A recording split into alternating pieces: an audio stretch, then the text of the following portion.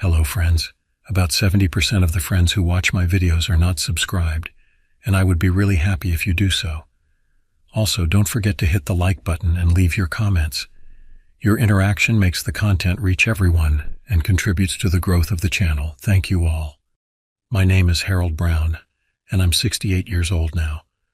What I'm about to share with you is something that happened to me a few years back when I was working as a park ranger in the rugged wilderness of northern Maine. You know, I took that job thinking it'd be all about fresh air, scenic views, and maybe the occasional rescue mission. Boy, was I wrong. I grew up in a small town in central Maine, the kind of place where everyone knows your name and your business. By the time I hit my early 60s, I was itching for a change. I wanted to get away from the gossip, the familiar faces, to have some space and quiet. That's what led me to apply for a position at Baxter State Park. Baxter State Park is a vast wild area that seemed perfect for getting lost and finding myself. It's over 200,000 acres of pristine wilderness, home to Mount Katahdin, the northern terminus of the Appalachian Trail. The park is known for its strict preservation rules: no electricity, no running water, and limited access roads. It was exactly the kind of challenge I was looking for. I started my job there in the spring, just as the last of the snow was melting off the peaks. Those first few months were everything I'd hoped for: peaceful, invigorating, and full of new experiences. I learned the trails, got to know the local wildlife, and settled into the rhythm of park life. My fellow rangers became like a second family to me. We shared meals, swapped stories, and looked out for each other in the unpredictable wilderness. But as autumn approached, things began to change. It was subtle at first, a sense of unease that I couldn't quite put my finger on. The winds seemed to whisper warnings as they rustled through the changing leaves. The animals grew more skittish, their behavior erratic. I brushed it off as the normal shift of seasons, but deep down, I knew something wasn't right. It was a chilly October morning when everything changed. The kind of morning where you can see your breath, but the sun's bright enough to give you hope for a warmer afternoon. I had just finished my coffee and was checking my gear when my buddy Dave Mullins came over. Dave was a fellow ranger, a bit older than me, with a gruff manner but a heart of gold. He liked to joke around, saying things like, "Hey Harold, you ready to wrestle some bears today?" I always laughed it off, but today his usual humor seemed forced. "Morning, Dave.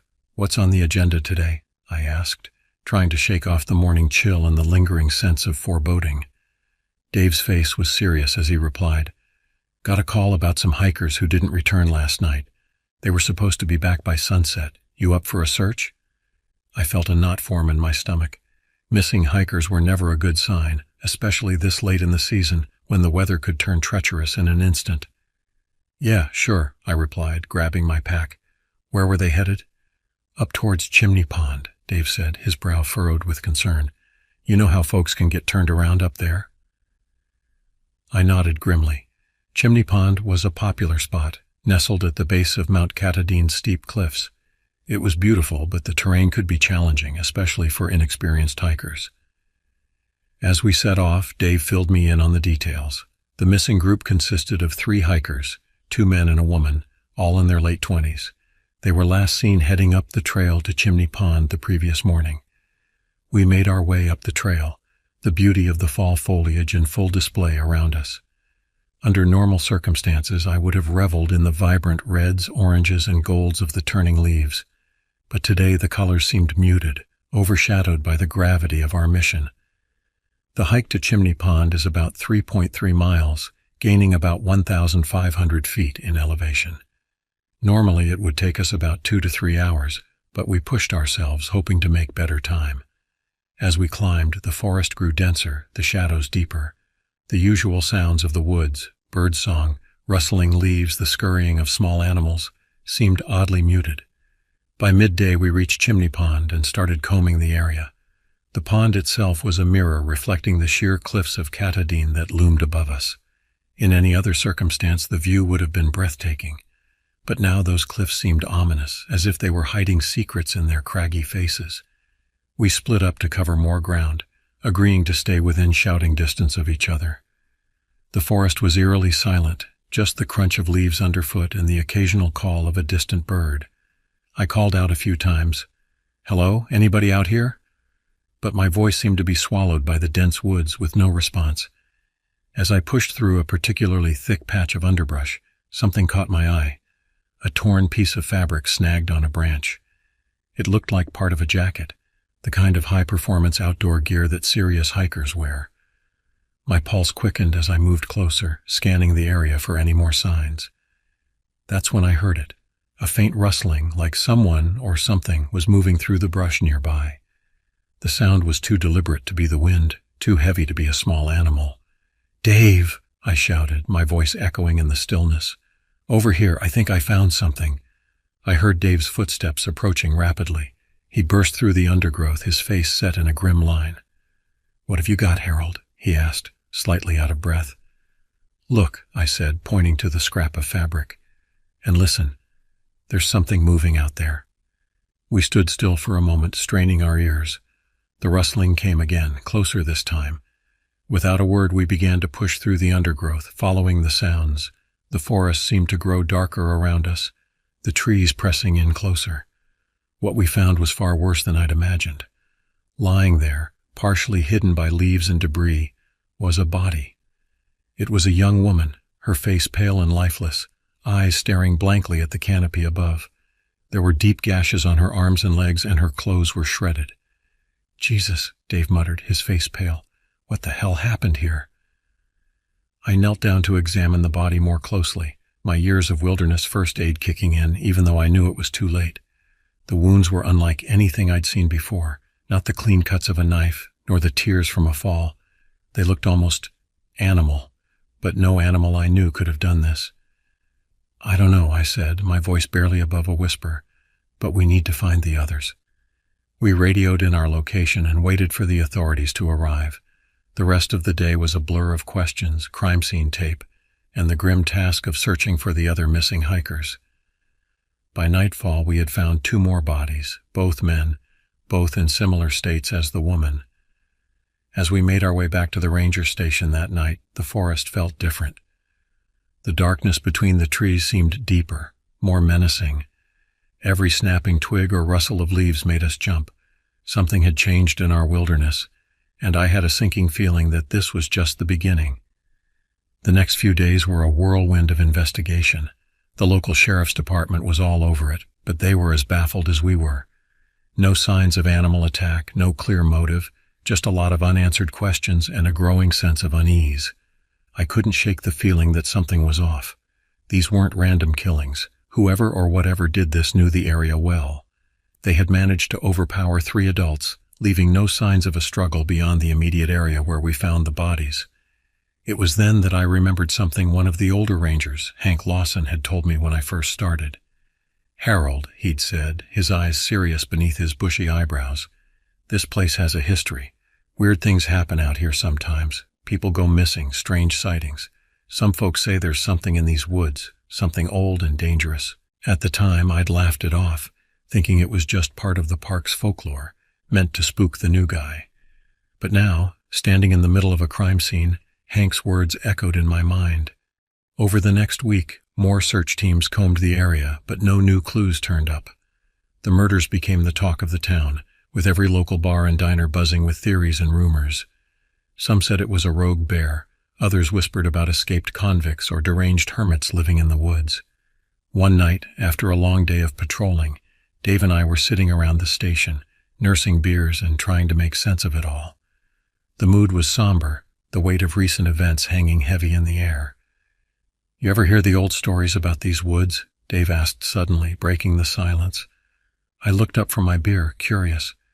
"What stories?" Dave leaned in, his voice low. "Old-timers talk about something living in these parts, something that's been here longer than any of us. They say it hunts in cycles, taking people every few decades." I felt a chill run down my spine, but I tried to brush it off. "Come on, Dave. You don't believe in that kind of thing, do you?" He shrugged, but his eyes were serious. "I don't know what to believe anymore, Harold, but I've been thinking about those bodies, about the way they were mutilated. It wasn't like anything I've seen before." "Yeah, I've heard the tales. Some kind of cannibal spirit, right?" I replied, half-jokingly, trying to lighten the mood. Dave didn't smile. "Yeah, but what if it's not just a story? What if there's something out there we don't understand? I sighed, feeling the weight of his words. I don't know, man. I'm not one for ghost stories, but whatever it is, we need to find it before more people get hurt. Little did I know then how prophetic those words would be, or how deeply our lives were about to change. The horrors we had witnessed were just the beginning of a nightmare that would push us to the very limits of our sanity and belief. As the investigation dragged on with no new leads, an uneasy quiet settled over the park. The tourists still came, drawn by the park's beauty, blissfully unaware of the dark events that had transpired. But for those of us who lived and worked there, the sense of dread never quite left. I found myself jumping at shadows, peering into the darkness between the trees, always feeling like something was watching me. My dreams were haunted by visions of mangled bodies and piercing, inhuman eyes glowing in the darkness. Weeks turned into months, and as winter approached, the case grew colder. The sheriff's department scaled back their presence, and life in the park slowly began to return to normal. But for Dave and me, things would never be the same. We took to patrolling together more often, watching each other's backs. Every noise in the forest, every unexplained track in the snow set us on edge. We carried extra gear, including things we'd never thought we'd need in the park, like silver bullets Dave had specially made, inspired by old folklore. It was on one of these patrols, as the first real snow of the season began to fall, that everything changed again. We were checking some of the more remote trails, making sure no hikers had gotten stranded in the sudden cold snap. The forest was eerily beautiful in the snow, the white blanket muffling all sound. Our breath fogged in the air as we trudged through the deepening drifts. That's when I heard it, a sound so faint I almost missed it. A low, rhythmic thumping, like a heartbeat echoing through the trees. "Dave," I whispered, grabbing his arm, "you hear that?" He nodded, his face grim. Slowly we moved towards the sound, our hands on our weapons. As we pushed through a thick stand of pines, we came upon something that made my blood run cold. There, in a small clearing, stood an old cabin I'd never seen before. It looked ancient, the wood weathered and gray, with strange symbols carved into the doorframe. The thumping sound was coming from inside. Dave and I exchanged a look. We both knew this cabin shouldn't be here. We knew every structure in the park, and this definitely wasn't on any map. "Should we call for backup?" I whispered. Dave shook his head. "No time. If someone's in there, they could be hurt." Slowly we approached the cabin. The door hung askew on rusty hinges, creaking softly in the wind. The thumping had stopped, replaced by an eerie silence. I pushed the door open, wincing at the loud groan of the hinges. The interior of the cabin was dark, the air heavy with the scent of decay and something else, something metallic and sickly sweet. As my eyes adjusted to the gloom, I saw that the walls were covered in more of those strange symbols, carved deep into the wood. "What the hell is this place?" Dave muttered, his flashlight beam dancing across the room. I was about to respond when my light fell on something that made my heart stop. There, in the corner, was a trap door, partially hidden under a tattered rug. The handle was moving ever so slightly up and down. Something was down there. Dave saw it too. Without a word, we both drew our weapons. I nodded to him, and he reached for the handle of the trap door. In one swift motion, he yanked it open, and we aimed our lights into the darkness below. What we saw in that cellar would haunt me for the rest of my days. It was like something out of a nightmare. The walls were lined with shelves holding jars filled with parts, human parts. In the center of the room was a crude altar, covered in dark stains and surrounded by bones. But worst of all was the creature that crouched in the corner.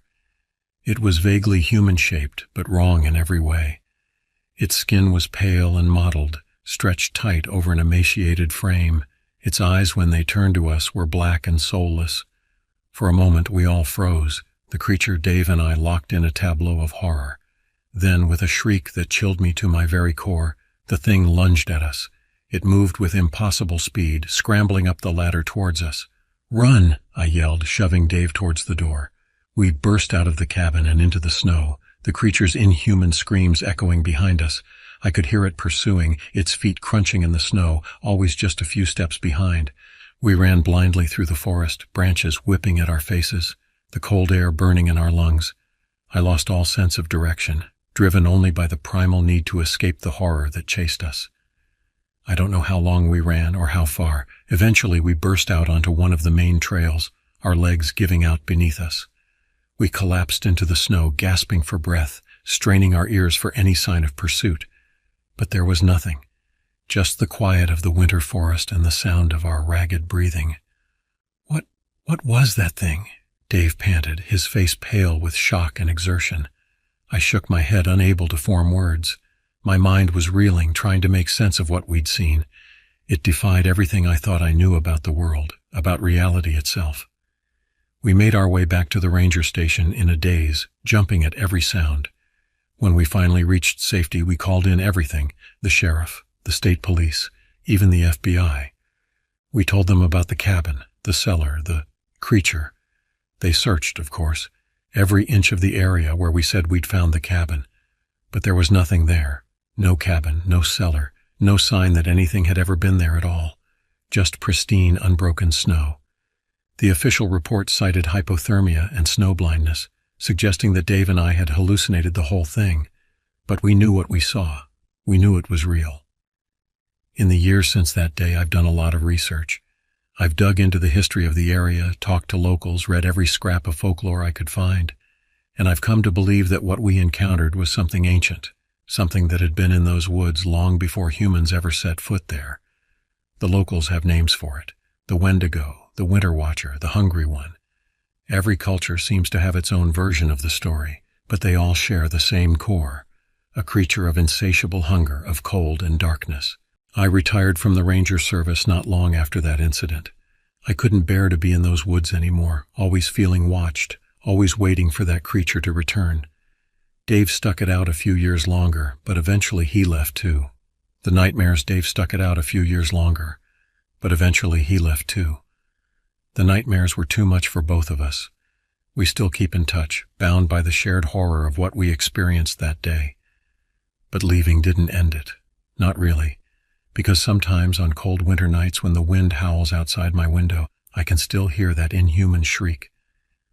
And I know, deep in my bones, that somewhere out there in the vast wilderness of Baxter State Park, that thing is still hunting. It was about 5 years after the incident when I got the call from Dave. His voice was tense, urgent. "Harold," he said, "it's happening again." My blood ran cold. I knew instantly what he meant. Where? Not far from where we saw it. 3 hikers missing. Search parties found. He paused, his voice breaking slightly. They found remains, just like before. I closed my eyes, feeling a wave of nausea wash over me. The memories I'd tried so hard to suppress came flooding back. The mangled bodies, the dark cellar, those soulless eyes. "What do you want me to do, Dave?" I asked, already knowing the answer. "I need your help, Harold. Nobody else knows what we're really dealing with. We have to stop it this time." I wanted to say no. I wanted to hang up the phone and pretend this wasn't happening. But I knew I couldn't. Whatever that thing was, it was my responsibility. Our responsibility. "I'll be there tomorrow," I said, my voice steadier than I felt. The drive back to Baxter State Park was surreal. As the familiar landscape rolled by, memories both good and terrible flashed through my mind. The pristine wilderness that had once been my sanctuary now felt like a mask, hiding something dark and hungry beneath its beauty. Dave met me at the ranger station. He looked older, more haggard than I remembered. The years hadn't been kind to either of us. "Thanks for coming," he said, clasping my hand firmly. "I wasn't sure you would." I nodded grimly. "Had to. What's the situation?" Dave led me inside, where maps and photos were spread across a large table. 3 hikers went missing 4 days ago, 2 men and a woman, all in their 30s, experienced outdoors people, not the type to get lost easily. He pointed to a spot on the map. "We found the first body here, about 2 miles from the Chimney Pond Trail. What was left of it, anyway?" I swallowed hard, forcing down the bile rising in my throat. "And the others?" Dave shook his head. "Nothing yet, but we found this." He handed me a photo. It showed a tree with deep gouges in its bark, forming a symbol I recognized from the cabin we'd found years ago. "It's marking its territory," I muttered. Dave nodded.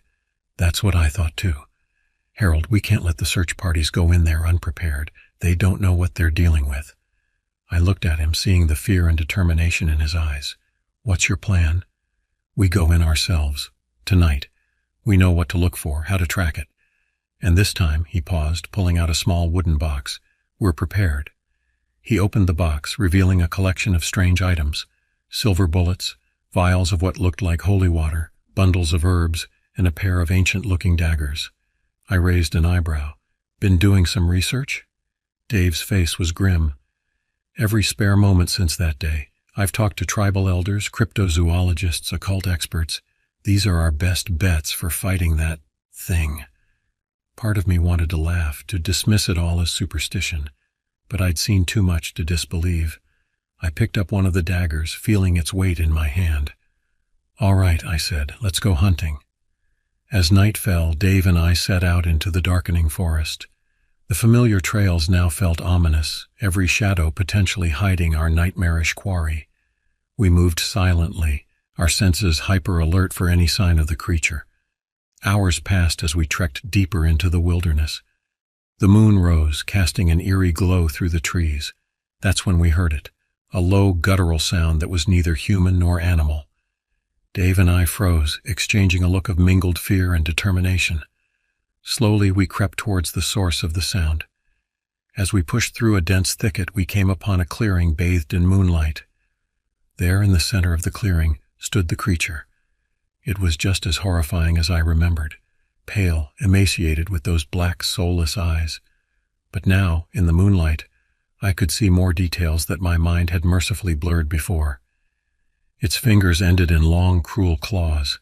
Its mouth, when it opened in a silent snarl, was filled with needle-sharp teeth. At its feet lay a body, one of the missing hikers. The creature crouched over its prey, ready to feed. Without thinking, I stepped forward, raising my weapon. A twig snapped under my foot, and the creature's head whipped around, its eyes locking onto mine. For a moment, time seemed to stand still. Then, with a shriek that split the night, the creature lunged at us. What followed was a battle unlike anything I'd ever experienced. The creature moved with impossible speed and strength, its claws slashing through the air inches from our faces. Dave and I fought back with everything we had, firing silver bullets, slashing with the ancient daggers, but nothing seemed to slow it down. Our weapons, for all Dave's research, seemed to have little effect. As we fought, I began to realize the terrible truth. We were outmatched. This thing, whatever it was beyond our ability to fight. Just as despair began to overtake me, I remembered something. A detail from the old stories that Dave had shared during our research. According to legend, these creatures, these Wendigos, were once human. They became monsters through acts of cannibalism, their humanity twisted by desperation and hunger. In that moment, I made a desperate gamble. I lowered my weapon and stepped forward, looking directly into those terrifying eyes. "We know what you are," I said, my voice shaking but growing stronger. "We know you were human once. You don't have to be this thing." The creature paused, tilting its head as if confused. I pressed on, hoping against hope that some shred of humanity remained in this monster. "There's still a choice. You can stop this. Let go of the hunger. Remember who you were." For a long moment, nothing happened. The creature stood motionless, its black eyes boring into mine. Then slowly something changed. The eyes began to clear, the monstrous features to soften. Before our astonished eyes, the creature began to transform. The pale, stretched skin regained color. The claws retracted into normal fingers. And there, where the monster had stood, was a man, gaunt, wild-eyed, but undeniably human. He fell to his knees, tears streaming down his face. "Help me," he whispered, his voice hoarse from years of inhuman screams.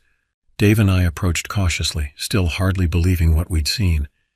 As the man looked up at us, I recognized him from old missing persons reports, a hiker who had disappeared in these woods nearly 50 years ago. We brought him back to civilization, where he told a tale almost too horrific to believe. He had become lost in the woods, starving and desperate. In his madness, he had resorted to cannibalism, feeding on the body of his dead hiking companion. That act had transformed him into the creature we encountered, cursed to roam the woods, always hungry, always hunting. The authorities didn't believe his story, of course. He was charged with the recent murders, his confession seen as the ramblings of a deranged killer. Dave and I knew the truth, but who would believe us? In the years since that night, I've often wondered if we truly defeated the evil in those woods, or if we merely changed its form. The murders stopped, yes. But sometimes when I look at the news and see the countless acts of human cruelty, I can't help but think that the real monsters were always among us, wearing human faces. I still live near Baxter State Park. Some might call me foolish, staying so close to the site of such horrors, but I feel a responsibility to watch, to guard against the darkness I know lurks in those woods. And deep down, I know that if that evil should ever rise again, I'll be ready. Because once you've seen behind the veil of our world, once you've confronted the impossible and survived, you can never truly go back. You can only go forward, carrying the weight of that knowledge, and hope that when the time comes, you'll have the strength to face the darkness once more. So if you find yourself in the wilds of Maine, hiking the beautiful trails of Baxter State Park, remember this story. Remember that sometimes the greatest dangers aren't the ones we can see. And if you hear something moving in the woods, something that sounds almost but not quite human, run. Run, and don't look back. Because in this world, there are things that defy explanation, things that lurk in the shadows of our rational, orderly lives. And sometimes, just sometimes, those things get hungry. The years following our encounter with the Wendigo-turned-man were filled with a strange mix of relief and unease. While the immediate threat seemed to have passed, the knowledge of what lurked in the shadows of our world never truly left me. I found myself unable to fully return to my old life, always watching, always waiting for signs that the darkness might be stirring again. I took a job as a consultant for the Park Service, using my experience to help train new rangers in wilderness survival and search and rescue techniques. Of course, I never mentioned the true horrors I'd encountered. Who would believe me? Instead, I focused on practical skills, all the while keeping a watchful eye on any unusual occurrences in the park. Dave, on the other hand, threw himself into research. He traveled the country, even venturing abroad, seeking out stories of similar creatures and the lore surrounding them. We kept in touch, sharing what we learned and supporting each other through the nightmares that still plagued us both. It was on a crisp autumn evening, almost a decade after our last encounter with the Wendigo, that everything changed again. I was sitting on my porch, watching the sun set over the distant peaks of Baxter State Park, when my phone rang. It was Dave, and from the moment I heard his voice, I knew something was wrong. "Harold," he said, his voice tight with tension, "I need you to come to the ranger station, now." "What's going on, Dave?" I asked, already reaching for my coat. "I can't explain over the phone, just get here as fast as you can." The drive to the ranger station was tense, my mind racing with possibilities. Had there been more disappearances? Had the Wendigo returned? As I pulled into the parking lot, I saw Dave waiting for me outside, pacing nervously. "Thank God you're here," he said as I approached. "Come on, there's something you need to see." He led me into the station and straight to the communications room. A young ranger I didn't recognize was sitting at the radio, her face pale and drawn. Dave nodded to her and she pressed a button on the console. A burst of static filled the room, followed by a voice that made my blood run cold. It was distorted, barely human, but the words were clear enough. "The hunger, it's awakening. The old ones stir. Baxter will fall." The message repeated once more before dissolving into static. I looked at Dave, seeing my own horror reflected in his eyes. "When did this come in?" I asked. "About an hour ago," Dave replied. "We've been trying to trace it, but..." "But what?" Dave hesitated, then said, "The signal. It's coming from inside the park, from a location that doesn't exist." I felt a chill run down my spine. "The cabin," I whispered. Dave nodded grimly. "That's what I thought too. Harold, I think it's starting again. But this time it's bigger than just one Wendigo." Over the next few days, reports began to trickle in from all over the park. Hikers describing strange sounds in the night. Rangers finding bizarre tracks that didn't match any known animal. And most disturbing of all, sightings of pale, emaciated figures moving through the trees at impossible speeds. The park authorities were at a loss. They increased patrols, issued warnings to visitors, but Dave and I knew these measures wouldn't be enough. Whatever was awakening in the depths of Baxter State Park was beyond their understanding or capability to handle. We knew we had to act, but we also knew we couldn't do it alone. Drawing on Dave's years of research and my own connections in the Ranger Service, we began to assemble a team. It was a strange group, a mix of seasoned wilderness experts, occult researchers, and a few individuals who, like us, had encountered things that defied explanation and lived to tell the tale. Among them was Sarah Redfeather, a member of the local Penobscot tribe who had grown up hearing the old stories of Wendigos and other forest spirits. There was also Dr. Elena Vasquez, a cryptozoologist who had spent years studying legends of humanoid creatures from around the world. Rounding out our core team was Jack Harper, a former Special Forces operator who had encountered something unexplainable during a mission in the remote mountains of Afghanistan and had been seeking answers ever since. As we prepared for what we knew would be a dangerous expedition into the heart of the park, I couldn't shake the feeling that we were embarking on something that would change us all forever. The stakes were higher than ever before. It wasn't just about saving a few hikers now. It felt like we were standing on the precipice of a battle for the very soul of the wilderness. Our plan was to enter the park under the guise of a standard search and rescue operation. We would make our way to the last known location of the radio signal, near where Dave and I had encountered the Wendigo years before. From there, we would attempt to locate the source of the disturbance and, well, we weren't entirely sure what we'd do then. Stop it somehow. We had to. The night before we were set to leave, I found myself unable to sleep. I stood at my window, looking out at the dark silhouette of the mountains against the star-filled sky. In the distance, I thought I heard a faint, inhuman cry carried on the wind. A shiver ran through me as I realized that somewhere out there, in the vast wilderness I had once called home, an ancient evil was awakening, and we were the only ones who could stop it. As dawn broke, our team gathered at the ranger station. The atmosphere was tense, each of us acutely aware of the dangers we were about to face. We checked our gear one last time, a mix of standard wilderness equipment and more esoteric items that Sarah and Dr. Vasquez had insisted we bring. We set out just as the sun was rising, the morning mist still clinging to the trees. The forest seemed different now, charged with an energy I couldn't quite explain. Every snapping twig, every rustle of leaves set us on edge. For the first day, our journey was uneventful. We made good time, pushing deeper into the park than most search parties would dare to go. As night fell, we made camp in a small clearing, setting up a perimeter of protective wards under Sarah's guidance. It was in the deep hours of the night that we heard it, a sound that jolted us all awake. It was like nothing I'd ever heard before, a mix of a wolf's howl and a human scream, but twisted into something utterly wrong. Jack was on his feet in an instant, rifle at the ready. Dr. Vasquez fumbled for her recording equipment, her scientific curiosity overriding her fear. "It's starting," Sarah said, her voice barely above a whisper. "The veil between worlds is thinning." The next morning we broke camp early, all of us eager to be on the move. As we hiked, the forest around us seemed to change. The trees grew denser, their branches reaching out like gnarled fingers. The underbrush became thicker, as if the forest itself was trying to impede our progress. By midday, we had reached the area where Dave and I had encountered the Wendigo years before. The clearing where we had found the cabin was empty now, showing no signs that anything had ever been there. But as we stood there, I felt a sense of wrongness that made my skin crawl. "Look," Jack said suddenly, pointing to a nearby tree. Carved into the bark was a symbol, the same one we had seen years ago in the cabin.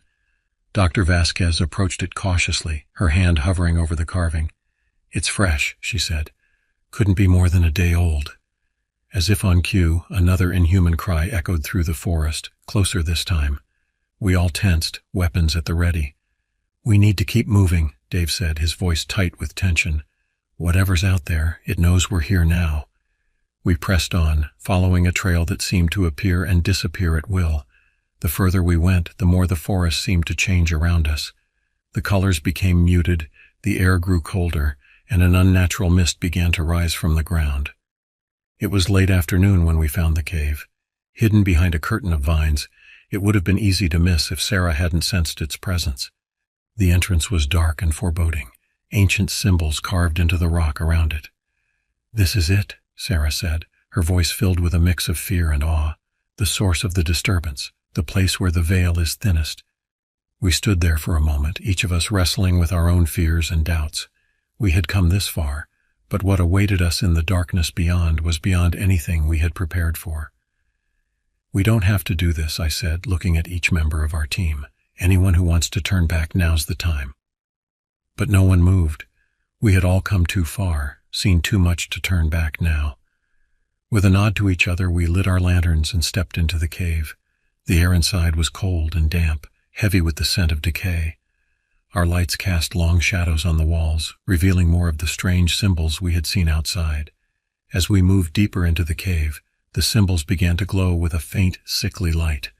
The tunnel seemed to go on forever, twisting and turning deeper into the earth. Just as I was beginning to wonder if we had made a terrible mistake, the passage widened into a vast cavern.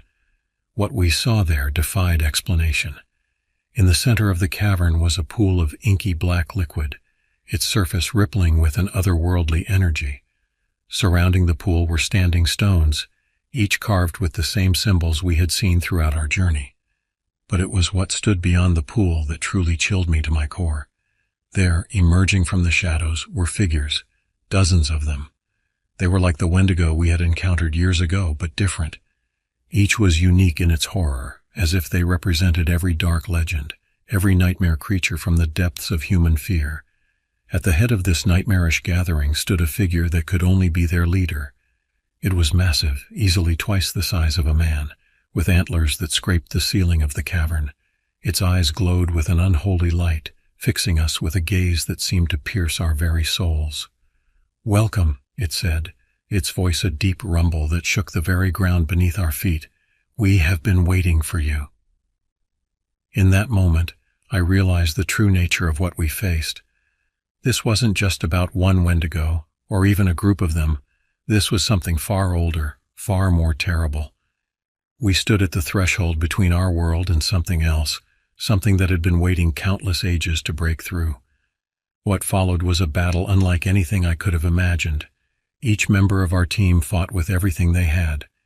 Jack's military training, Sarah's ancient knowledge, Dr. Vasquez's scientific ingenuity, all of it came into play as we fought against the horde of nightmarish creatures. I found myself facing the leader, the ancient Wendigo that seemed to embody all the hunger and darkness of the forest. As we fought, I realized that this creature was connected to the land itself, drawing power from the very roots of the mountains. The battle raged on, seeming to last both an eternity and no time at all. We were outnumbered, outmatched, but we fought on, driven by the knowledge that if we fell, there would be nothing standing between these horrors and the unsuspecting world beyond. Just when all seemed lost, when our strength was failing and the darkness seemed poised to overwhelm us, I remembered something. The words I had spoken years ago to the Wendigo we had encountered, the spark of humanity that had remained even in the depths of its monstrosity. With the last of my strength, I stood before the ancient Wendigo and spoke, my voice ringing out above the chaos of the battle. "This isn't who you are," I said, looking directly into its glowing eyes. "You were guardians once, protectors of the land. You've forgotten your true purpose." For a moment, everything seemed to freeze. The Wendigo leader tilted its head, as if hearing something long forgotten. "Remember," I continued, my voice growing stronger, "remember the balance you once maintained. The forest doesn't need your hunger. It needs your protection." A change came over the Wendigo's face, a flicker of recognition in its ancient eyes, and in that moment, I understood. These creatures hadn't always been monsters. They had been twisted, corrupted by time and forgotten purpose into the horrors we now faced. With a roar that shook the cavern, the Wendigo leader turned to its followers. It spoke in a language I couldn't understand, but the effect was immediate. The attacking creatures fell back, their forms shifting and changing. Before our astonished eyes, the Wendigos began to transform. The monstrous features melted away, replaced by forms that were still inhuman but no longer nightmarish. They became creatures of the forest, Not fully animal, not fully spirit, but something in between. The leader turned back to me, its form now that of a majestic elk-like creature, wisdom and age evident in its eyes. "You have reminded us of what we once were," it said, its voice now a gentle whisper rather than an earth-shaking rumble. "For too long we lost ourselves to the hunger, forgot our true purpose. We thank you for awakening us." With those words the creatures began to fade, becoming one with the forest around us. The oppressive atmosphere of the cavern lifted, the symbols on the walls dimming and then disappearing altogether.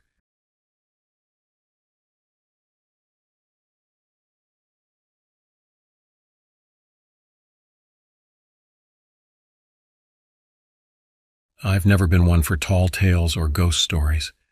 At 73 years old, I've seen enough of life to know that reality is often stranger than fiction, but also that most unexplained phenomena have perfectly logical explanations, or at least that's what I used to believe.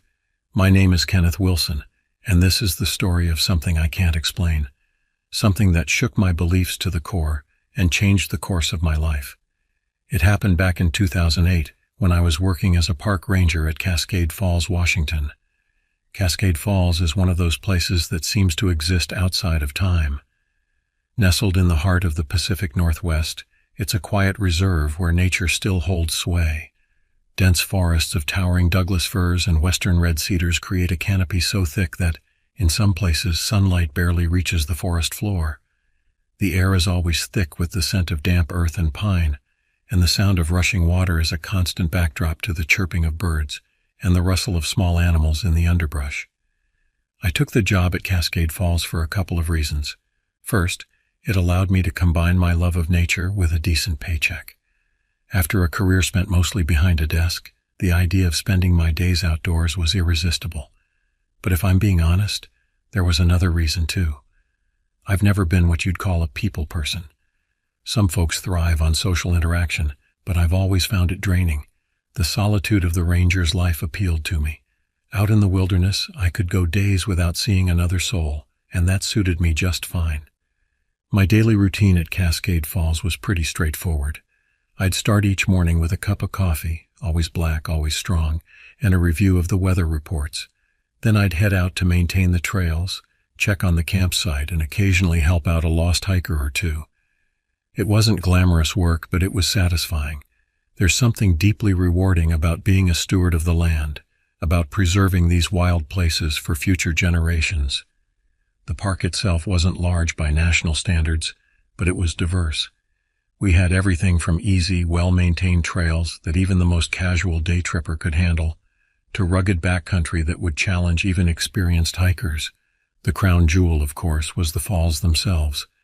Cascade Falls dropped over 250 feet in a series of steps, creating a spectacle that drew visitors from all over the country. I'd been working at the park for about 5 years when the incident occurred. It was early October, and the first hints of autumn were starting to show in the forest. The big leaf maples were beginning to turn, splashes of gold and red among the evergreens. The air had that crisp quality that always reminds me of new beginnings and endings all at once. I remember the day it all started as clearly as if it were yesterday. I was sitting in the ranger station, nursing a lukewarm cup of coffee and going over the weather reports. The forecast was calling for rain later in the week, which meant I'd need to check the trails for any potential washout areas. I was just making a mental note to pack my rain gear when the radio crackled to life. "Ken, you there?" The voice belonged to Barney Gallagher, another ranger who worked the southern part of the park. I picked up the handset. "I'm here, Barney. What's up?" "Got a situation down near the lower falls," Barney said, his voice tinged with annoyance. "Couple of teenagers set up camp in an unauthorized area. Looks like they've been here a few days. Can you come give me a hand clearing them out?" I sighed. It wasn't an uncommon problem. Despite our best efforts to educate visitors about park rules and regulations, there were always a few who thought they could do whatever they pleased. "I'm on my way," I told Barney. "Give me about 30 minutes. I grabbed my gear, tossed on my jacket, and headed out. The trek to the lower falls wasn't long, but it was a steep descent. The path wound its way down through the forest, lined on both sides by towering pines. The scent of damp earth filled the air, and the distant roar of the falls grew louder with each step. As I walked, I couldn't help but reflect on how much I loved this job, despite its occasional frustrations. There was something about being out here, surrounded by the raw beauty of nature, that never failed to lift my spirits. Even on days when I had to deal with rule breakers or careless visitors, I still felt a deep sense of gratitude for where I was and what I was doing. Barney met me at the trailhead near the lower falls. He was a good guy, Barney. A bit rough around the edges, with a booming laugh and a penchant for colorful language, but he knew the park like the back of his hand, and he cared about it as much as I did. "Glad you could make it, Ken," he said as I approached. "These kids are long gone, but they left one hell of a mess behind." We walked the rest of the way together, talking about the usual stuff, the weather, the latest football scores, and Barney's never-ending struggle with his old pickup truck. As we approached the campsite, the evidence of the teenagers' stay became clear. A small tent had collapsed, either from poor setup or the occupants' hasty departure. Trash was scattered all around, empty beer cans, food wrappers, and other detritus that made my blood boil. It wasn't just the extra work of cleaning up after them that bothered me. It was the lack of respect for this beautiful place. "Damn kids," Barney grumbled as we started picking up the mess. "No respect these days, I tell you." I nodded in agreement, bending down to gather up some of the trash. That's when something caught my eye. Half buried under a pile of damp leaves was a small notebook. I picked it up, brushing off the debris. It was one of those cheap spiral-bound notebooks you can get at any drugstore, its cover adorned with some generic nature scene. I flipped through it quickly. Most of the pages were blank, but a few had been written in. The handwriting was messy, probably a teenager's. I stuffed it in my pocket, intending to turn it in at the lost and found later. It took us the better part of an hour to clean up the campsite. By the time we finished, the sun was starting to dip low in the sky, painting the forest in long shadows. "Thanks for the help, Ken," Barney said as we made our way back to the trail. "I owe you a beer next time we're in town." I waved off his offer. "Don't mention it, it's part of the job, right?" We parted ways at the trailhead, Barney heading back to his sector and me returning to the ranger station. The walk back gave me time to think. Despite the frustration of dealing with careless campers, I still felt a deep sense of peace out here in the woods. The forest had a way of putting things in perspective, of making human concerns seem small and transient in the face of nature's enduring presence. It wasn't until later that evening, after I'd returned to my small cabin on the edge of the park, that I remembered the notebook. I'd just finished a simple dinner of canned soup and crackers — I've never been much of a cook — and was settling in for the night when I felt the unfamiliar bulk in my pocket. I pulled out the notebook and settled into my favorite armchair, a battered old thing that had seen better days but was still the most comfortable seat in the house. Outside, the night was alive with the sounds of crickets and the occasional hoot of an owl. I opened the notebook and began to read. Most of the entries were pretty typical teenage stuff: complaints about school, drama with friends, crushes on classmates. Nothing particularly interesting or out of the ordinary. But as I flipped towards the back of the notebook, the tone of the entries began to change. October 3rd, one entry read, "We've been out here for 3 days now. It's beautiful, but there's something off. I can't quite put my finger on it, but it feels like we're being watched." I frowned, a slight chill running down my spine despite the warmth of the cabin. I read on. October 4th. "The noises at night are getting worse. Jake says it's just animals, but I'm not so sure. It doesn't sound like any animal I've ever heard. And the shadows. I keep seeing things moving just at the edge of my vision, but when I turn to look, there's nothing there." The next entry was short, just a single line. "We need to leave. Now." I closed the notebook, my mind racing. It was probably nothing, I told myself. Just the overactive imagination of a teenager alone in the woods for the first time. But something about those entries nagged at me, a sense of unease that I couldn't quite shake. I tried to put it out of my mind as I got ready for bed. Tomorrow would be another busy day and I needed my rest. But as I lay in bed that night, listening to the wind rustling through the trees outside my window, I couldn't help but wonder, what had those kids seen out there in the woods? And more importantly, was it still out there, Little did I know, this was just the beginning. The events that would unfold over the next few weeks would challenge everything I thought I knew about the natural world and about myself. But that's a story for tomorrow. For now, I'll leave you with this thought. The world is a much stranger place than we like to admit, and sometimes the things we dismiss as imagination or superstition turn out to be all too real. The next few days passed without incident. I went about my usual routine, trying to push the unsettling contents of the notebook to the back of my mind. But every time I walked through the denser parts of the forest or heard an unfamiliar sound in the night, those ominous words would come back to me. We need to leave. Now. It was on a Wednesday evening, about a week after finding the notebook, that things took a turn. I was sitting on my porch, enjoying the crisp autumn air and watching the sun set behind the trees.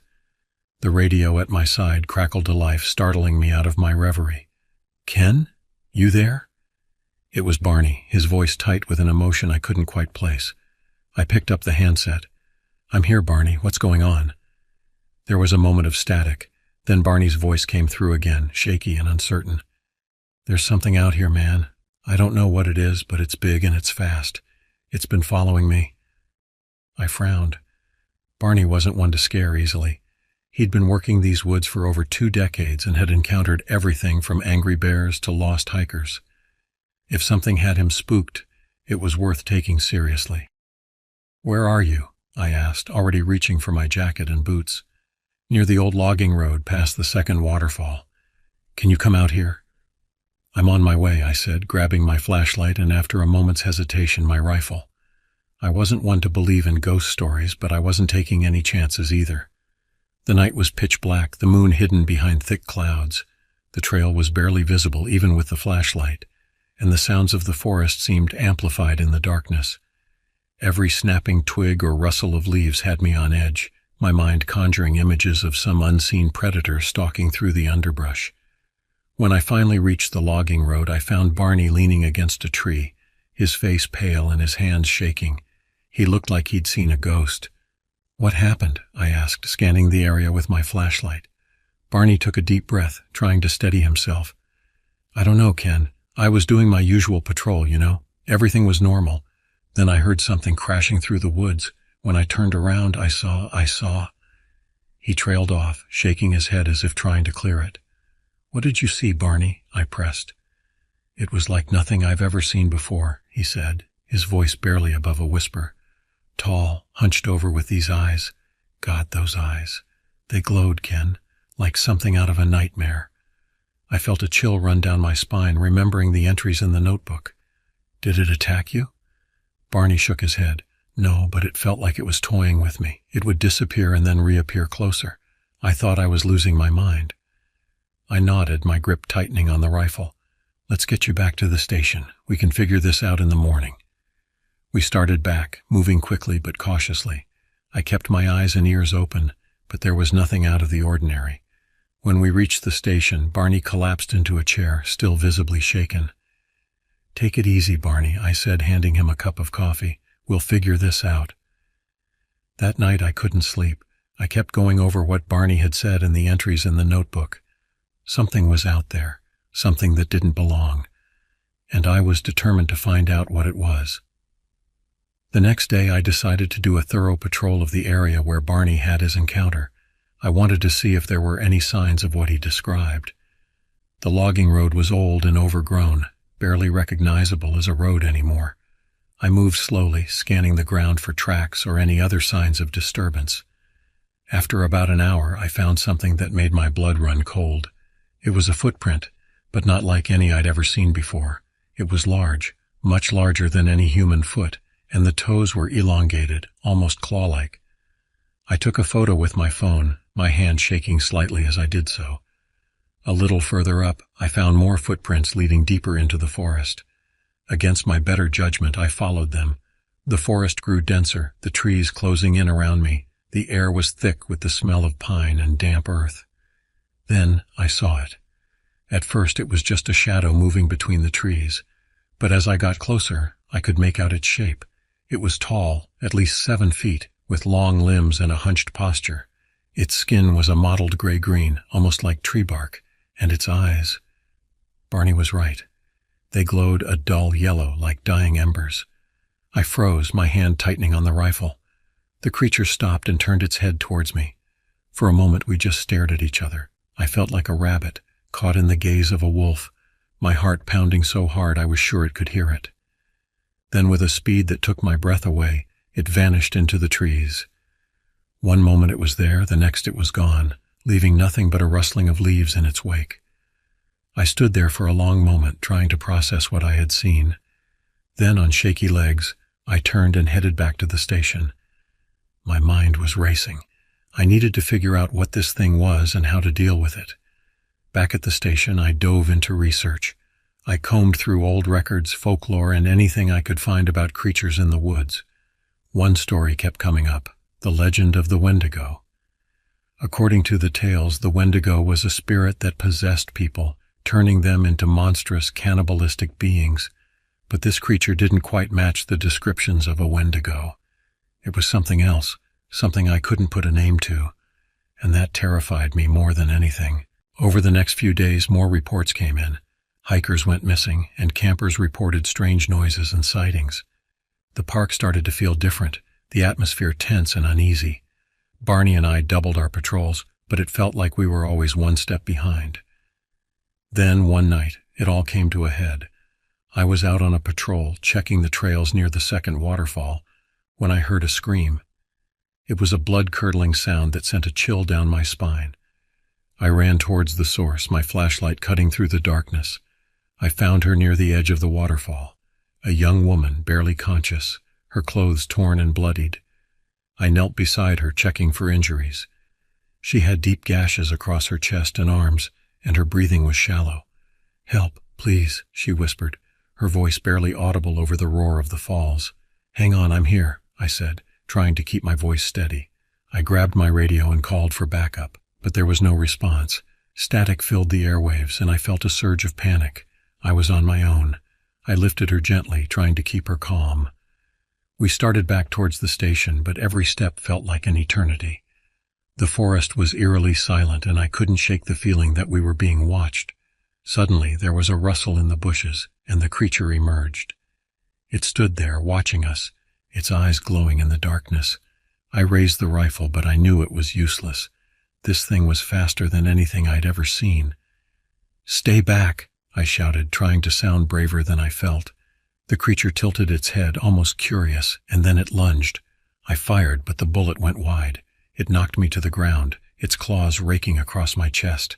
Pain exploded in my side, but I fought back, kicking and punching with everything I had. Then, just as suddenly as it had attacked, it stopped.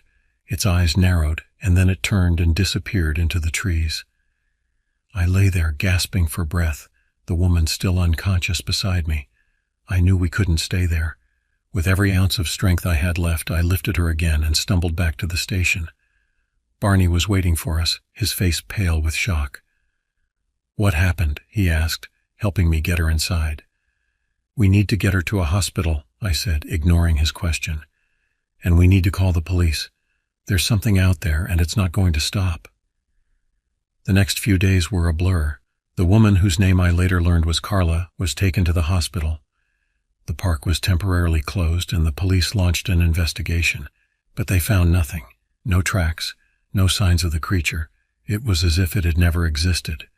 Barney and I were questioned extensively, but our story sounded too unbelievable.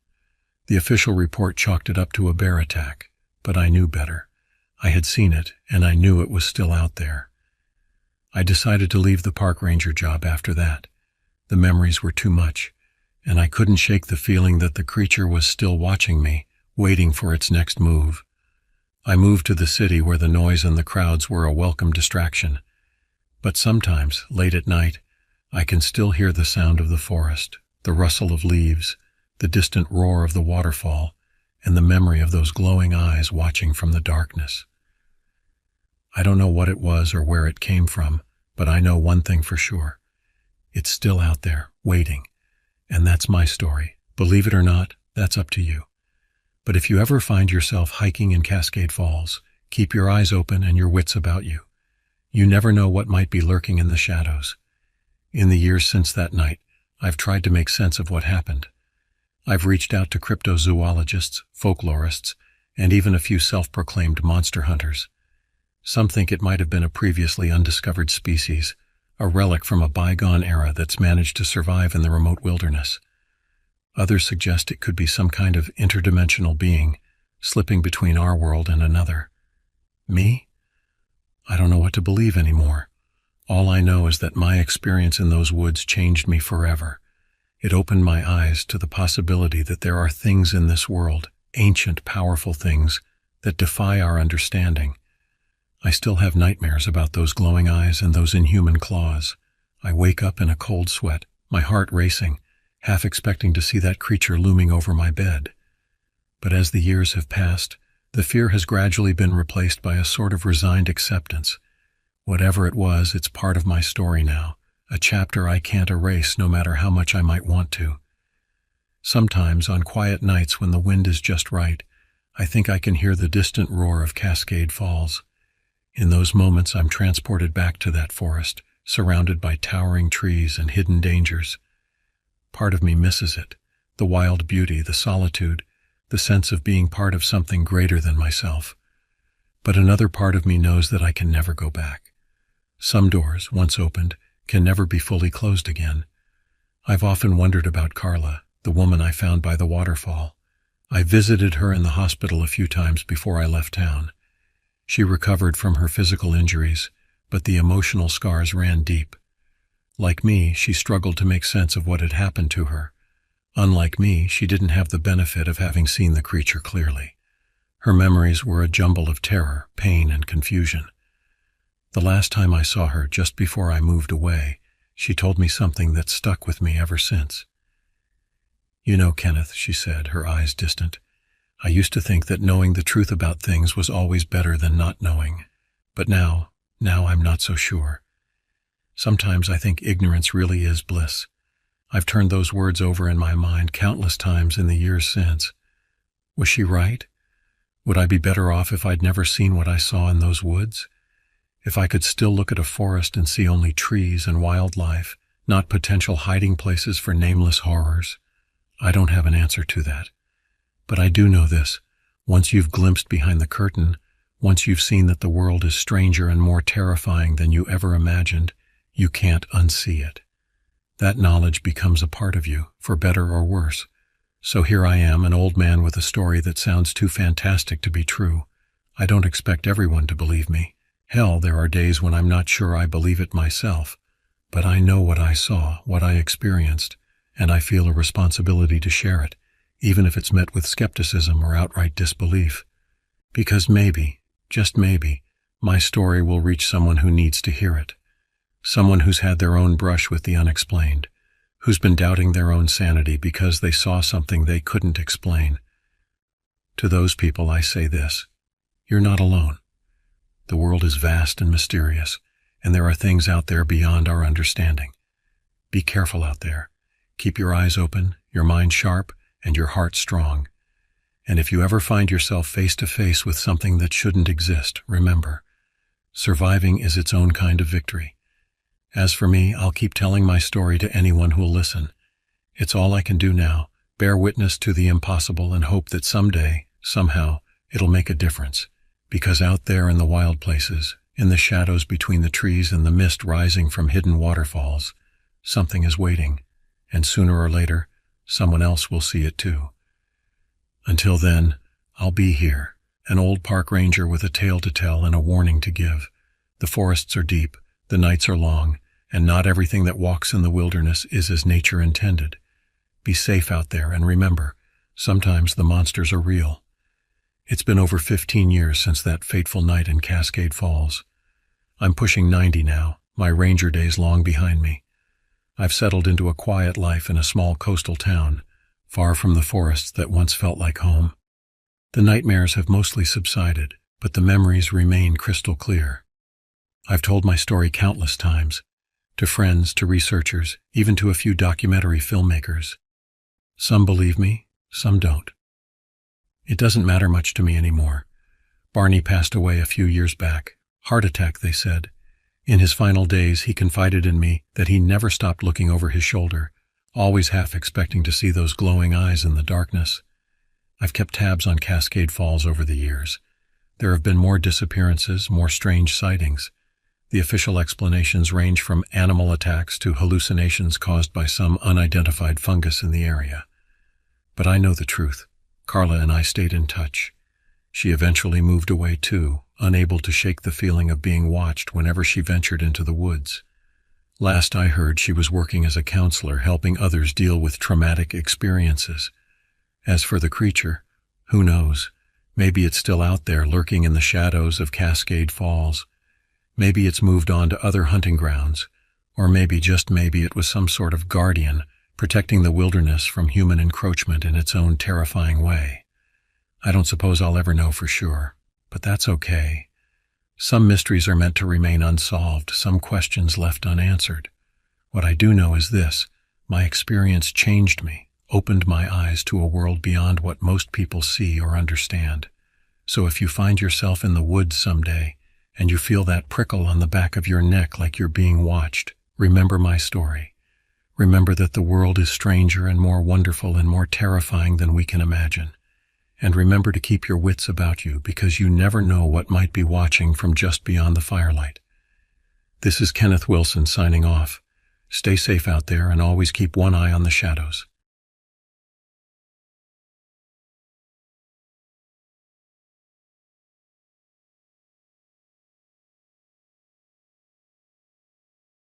My name is Robert Hartley, and I am 65 years old. This is the story of what happened to me on October 12, 2000, an event that would forever change my life and challenge everything I thought I knew about the world around us. Most people think I retired from the military and now work security at some boring office park. It's a convenient cover, one that allows me to blend into the background of everyday life. The truth, however, is far more complex and terrifying. Let's just say that the things that give normal people nightmares are what I deal with on a daily basis. My job description includes confronting the unexplainable, the horrifying, and the downright impossible. The incident, as the higher-ups so clinically call it, started with what seemed like a routine missing person report in the remote wilderness of Shadow Valley. Nothing new there, or so we thought. Hikers get lost all the time. Drug addicts do stupid things in the woods. Accidents happen in the unforgiving terrain of the dense forest. But this time, something was different. This time, the local sheriff found something that sent ripples of unease through even the most hardened veterans of my organization. It was a scene straight out of a horror movie. A half-eaten camper, their tent shredded like tissue paper, blood spattered in places it had no business being. But the real kicker, the detail that turned this from a tragic accident into something far more sinister, were the footprints. 3-toed impressions, massive in size, like nothing the sheriff had ever seen before. These weren't bear tracks, nor any known predator in the region. These belonged to something else entirely. My team got deployed 3 days later. There were 5 of us, each selected for our unique skills and our ability to handle situations that would send most people screaming into the night. First, there was me, Robert Hartley, team leader and veteran of countless missions that officially never happened. I've seen things that would turn a man's hair white overnight, and I've learned to trust my instincts above all else. Then there was Malik Johnson, our weapons expert. Malik was a genius when it came to firearms and explosives. He could probably make a tank out of toothpicks if you gave him enough time. His dark humor and unflappable demeanor were invaluable in tense situations. Elena Vasquez was our tracker. With a nose like a bloodhound and eyes that could spot a needle in a haystack, Elena could follow a trail that most would consider long cold. Her connection to nature bordered on the supernatural, and more than once her instincts had saved our lives. Dr. Aidan Foster, or Doc as we called him, was our medic and resident skeptic. A brilliant physician with experience in trauma surgery, Aidan always looked for the rational explanation first. But even he couldn't deny the evidence of his own eyes when confronted with the impossible. Finally, there was Chris Novak, our tech specialist. Fresh out of training and greener than spring grass, Chris was a prodigy when it came to the cutting-edge equipment we used. His enthusiasm was both endearing and occasionally dangerous, as he had yet to fully grasp the gravity of our work. We went in heavy, loaded with enough firepower to take down a small army. Our equipment made my first tour of duty look like we were fighting with sticks and stones. High-tech sensors, thermal imaging, satellite uplinks, we had it all. But as I would soon learn, sometimes all the technology in the world isn't enough when you're facing something truly unknown.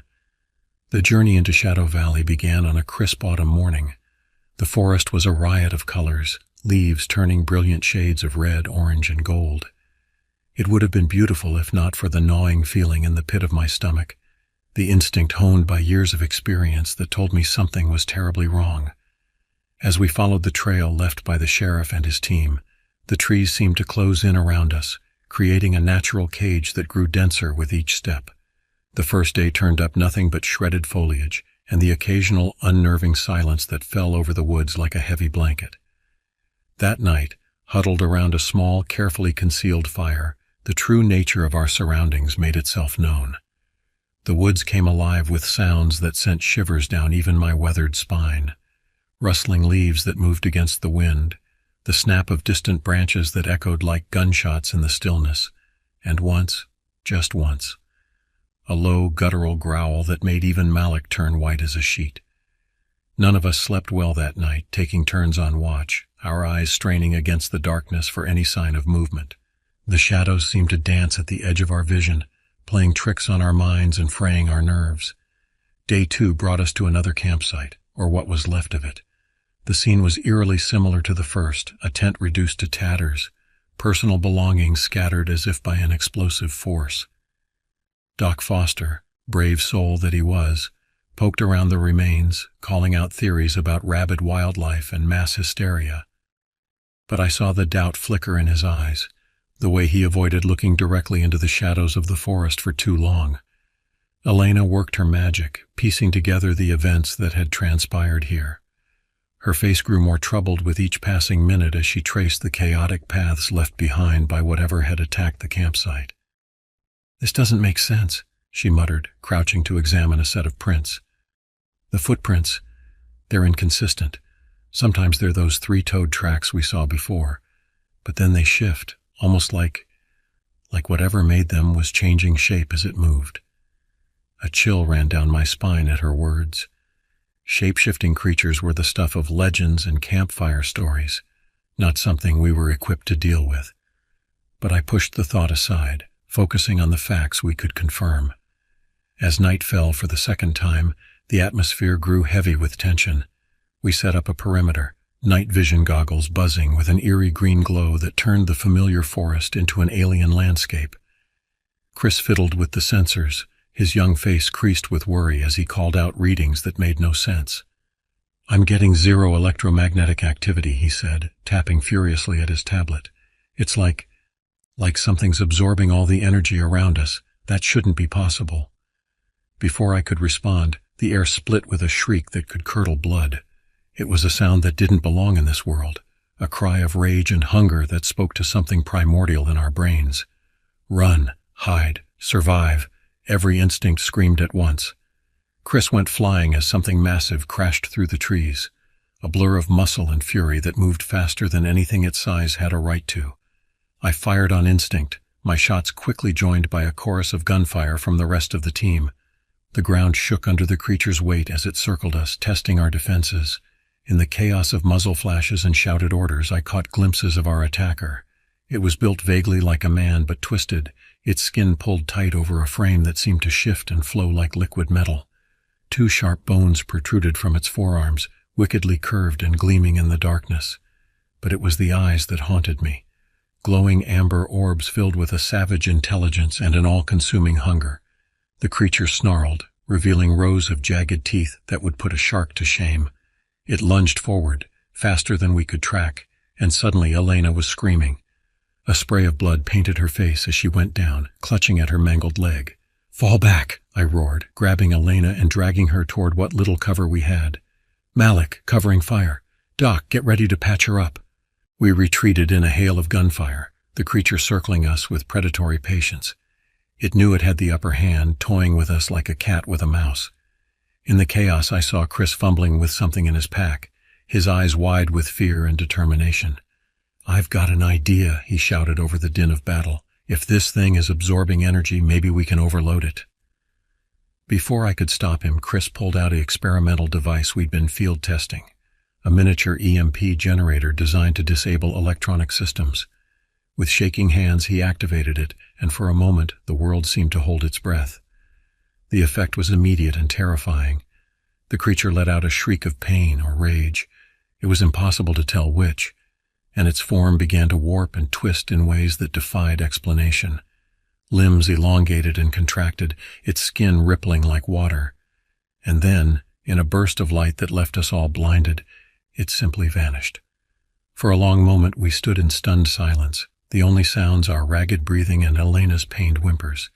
Then, slowly, the normal sounds of the forest began to return, the rustle of leaves, the call of night birds, the distant howl of a wolf. What just happened?" Malik asked, his voice barely above a whisper. I shook my head, unable to form words. In all my years of dealing with the unexplained, I had never encountered anything like this. Whatever that creature was, it wasn't just some unknown animal. It was something else entirely, something that shouldn't exist in our world. "We need to get out of here," I finally managed to say. "Doc, how's Elena?" Aiden looked up from where he was tending to Elena's leg, his face grim. "It's bad, but I've stopped the bleeding. She'll need proper medical attention soon, though." I nodded, my mind racing as I tried to formulate a plan. We were deep in hostile territory with an injured team member and God knows what else lurking in the shadows.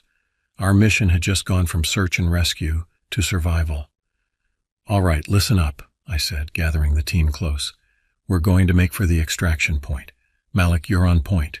Chris, I want you monitoring those sensors constantly. If that thing comes back, I want to know about it. Doc, you and I will help Elena. Let's move."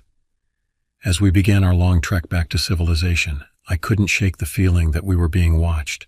The forest seemed alive in a way it hadn't before, every shadow potentially hiding another nightmare, and underneath it all was a growing certainty that what we had encountered was just the tip of the iceberg.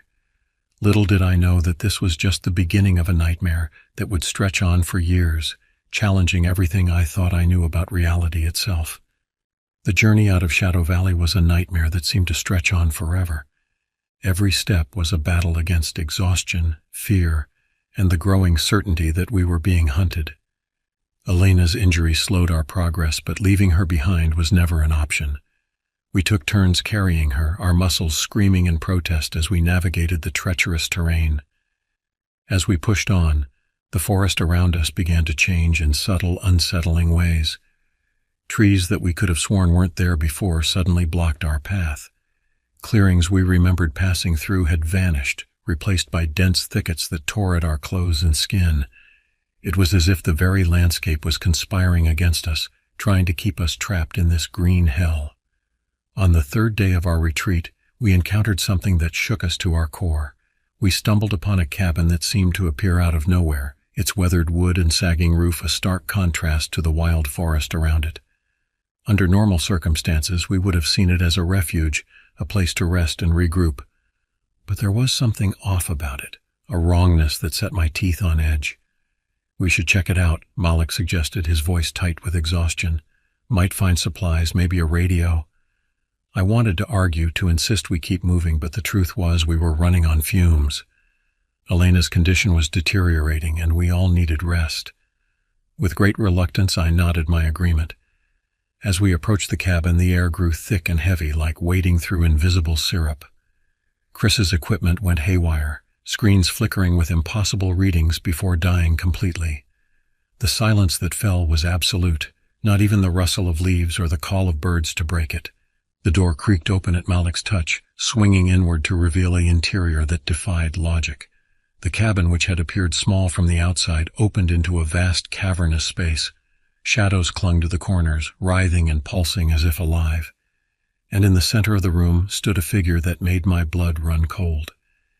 It was human in shape, but there any resemblance to humanity ended. Its skin was a patchwork of textures, scales, fur, and something that looked disturbingly like tree bark.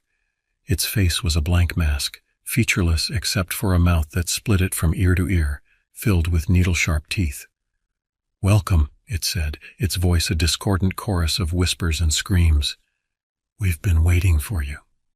Before any of us could react, the world seemed to twist and warp around us. The walls of the cabin melted away, revealing a vast, alien landscape. The sky above was a swirling vortex of colors that hurt to look at, and the ground beneath our feet pulsed with an unsettling rhythm, as if we were standing on the surface of a giant, beating heart. "What is this place?" Doc Foster whispered, his skepticism finally shattered in the face of the impossible. The creature's mouth stretched into a grotesque parody of a smile. "This is the truth behind your reality," it said. "The world you know is but a thin veil, easily torn. We are the caretakers, the guardians of the spaces between." As it spoke, more shapes emerged from the shadows, twisted amalgamations of flesh and otherworldly matter. Some walked on too many legs, others floated on non-Euclidean geometries that hurt the mind to comprehend, and all of them were focused on us with an intensity that was terrifying in its alienness. "You don't belong here," I managed to say, my voice sounding thin and weak in this impossible place. "We're leaving, now." The creature's laugh was like breaking glass. "Leave? Oh, Robert Hartley, you misunderstand. You were brought here for a purpose. Your world is changing, evolving. The barriers are thinning. We need intermediaries." With that word, a wave of psychic force slammed into us. I felt my mind being invaded, alien thoughts and impossible knowledge pouring in faster than I could process. Beside me, Elena screamed, her injured leg suddenly healed, but twisted into something inhuman. Chris collapsed, his body convulsing as it began to change, skin hardening into a chitinous shell. Through the haze of pain and confusion, I saw Malik raise his weapon, firing wildly at the creatures around us. The bullets passed through them harmlessly, leaving ripples in the air like stones dropped in a pond. Doc Foster was on his knees, hands clutched to his head, blood trickling from his eyes and ears. I fought against the intrusion in my mind, drawing on every ounce of training and willpower I possessed. "We are not your puppets," I growled, reaching for the EMP device that had saved us before. If these things were energy-based, maybe. The leader of the creatures tilted its head, a gesture eerily reminiscent of curiosity. "Brave but futile," it said. "You cannot fight what you are becoming." As my fingers closed around the device, I felt a surge of something. Power, knowledge, a connection to something vast and incomprehensible. For a moment I saw beyond the veil of reality, glimpsed the true nature of the universe in all its terrifying complexity. With the last of my strength, I activated the EMP. The world exploded in light and sound, a cacophony of impossible colors and dimensions collapsing in on themselves. I felt myself falling, tumbling through layers of reality, my body and mind stretched to the breaking point. When I opened my eyes, we were back in the forest, the ordinary, mundane, beautifully normal forest. My team lay around me, unconscious but breathing. As I struggled to my feet, I realized with a jolt that months had passed. Our clothes were tattered, our hair and beards grown long, and each of us bore strange, alien markings on our skin, a reminder of what we had experienced. The extraction team found us 3 days later, half mad and babbling about impossible things. The official report labeled it a training accident, exposure and hallucinogenic plants explaining away our fantastic story. But I knew the truth. We all did. In the years that followed, each of us changed in subtle ways. Elena's leg, once mangled, now allowed her to run faster than any human should be able to. Chris's affinity for technology bordered on the supernatural, able to manipulate electronic systems with a mere thought. Doc Foster's medical skills took on an almost miraculous quality, able to heal injuries that should have been fatal. And me? I found myself plagued by visions, glimpses of other realities bleeding through into our world. I could sense the weak points, the places where the veil was thinnest. It became my mission, my obsession to guard these points, to prevent further incursions from the beings we had encountered. The organization I worked for didn't believe my warnings, didn't want to accept the truth of what was out there. So I went rogue, gathering a team of like-minded individuals who had brushed against the impossible. We became the silent guardians, the thin line between our reality and the chaos that lurked beyond. As I sit here now, 65 years old and battle-scarred in ways that go beyond the physical, I can feel the change in the air. The barriers are growing thinner, the incursions more frequent. What we experienced in Shadow Valley was just the beginning. I've trained my replacements, passed on what knowledge I can, but I fear it won't be enough. The day is coming when the veil will tear completely, and humanity will be forced to confront the true nature of reality. And when that day comes, God help us all. For now, I continue my vigil, watching, waiting, and preparing for the day when the shadows come alive once more, because I've seen what lurks in the darkness between worlds, and I know that our nightmares are nothing compared to the horrors that await us. This is Robert Hartley, signing off. If you're reading this, stay vigilant, question reality, and whatever you do, don't venture into the shadows unprepared.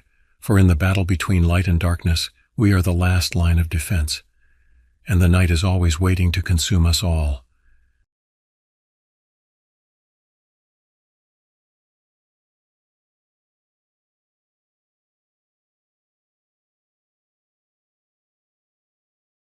My name is Ronald Young, and I am 73 years old. What I'm about to tell you happened to me in the summer of 1980, deep in the heart of Blackwood Forest. It's a tale that has haunted me for over 4 decades, one that I've never dared to share until now. But as the twilight of my life approaches, I feel compelled to unburden myself of this terrible secret. Back then, I was working for the Parks Department, though my official title was far more ominous: Cryptozoological Containment Specialist. It's the kind of job that raises eyebrows at dinner parties, assuming you're foolish enough to mention it. The government isn't big on admitting that things like Bigfoot or werewolves exist. But when something goes bump in the night and starts leaving bodies, I'm the guy they call. That fateful summer we were tracking something in Blackwood Forest. Whatever it was big, messy, and hungry. Hikers had been vanishing for months, experienced outdoorsmen who knew those trails like the back of their hands. The strange part, we never found a trace. No bodies, no scraps of clothing, nothing. At first we thought it might be a bear that had developed a taste for human flesh, but bears don't clean skeletons to the bone. On the morning I made contact, I was heading deeper into the woods to check a series of motion-activated cameras we'd set up.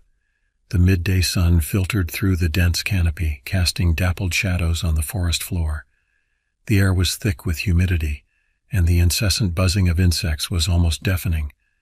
By the time I reached the first camera, I was drenched in sweat, cursing the oppressive summer heat. And then, without warning, the buzzing stopped. 1 second it was a wall of sound, the next dead silence. The birdsong died. The forest went still. That silence is what hunters and prey alike live by, the quiet before the kill. Every instinct I had screamed at me to get the hell out of there, but I had a job to do. I kept moving, my senses on high alert. The smell hit me first. It was the unmistakable stench of rotting meat, sharp and heavy in the thick air. My pulse thundered in my ears, every crackle of leaves under my boots sounding like rifle fire. As I rounded a bend in the trail, I saw it.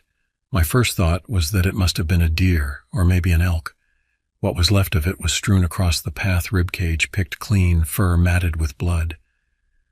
No predator I knew of could have done that. And then I saw the footprints.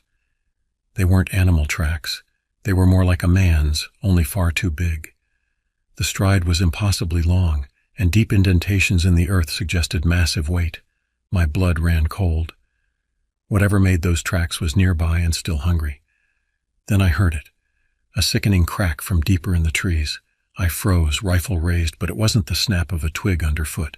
It was the sound of bone breaking. That's when I saw him.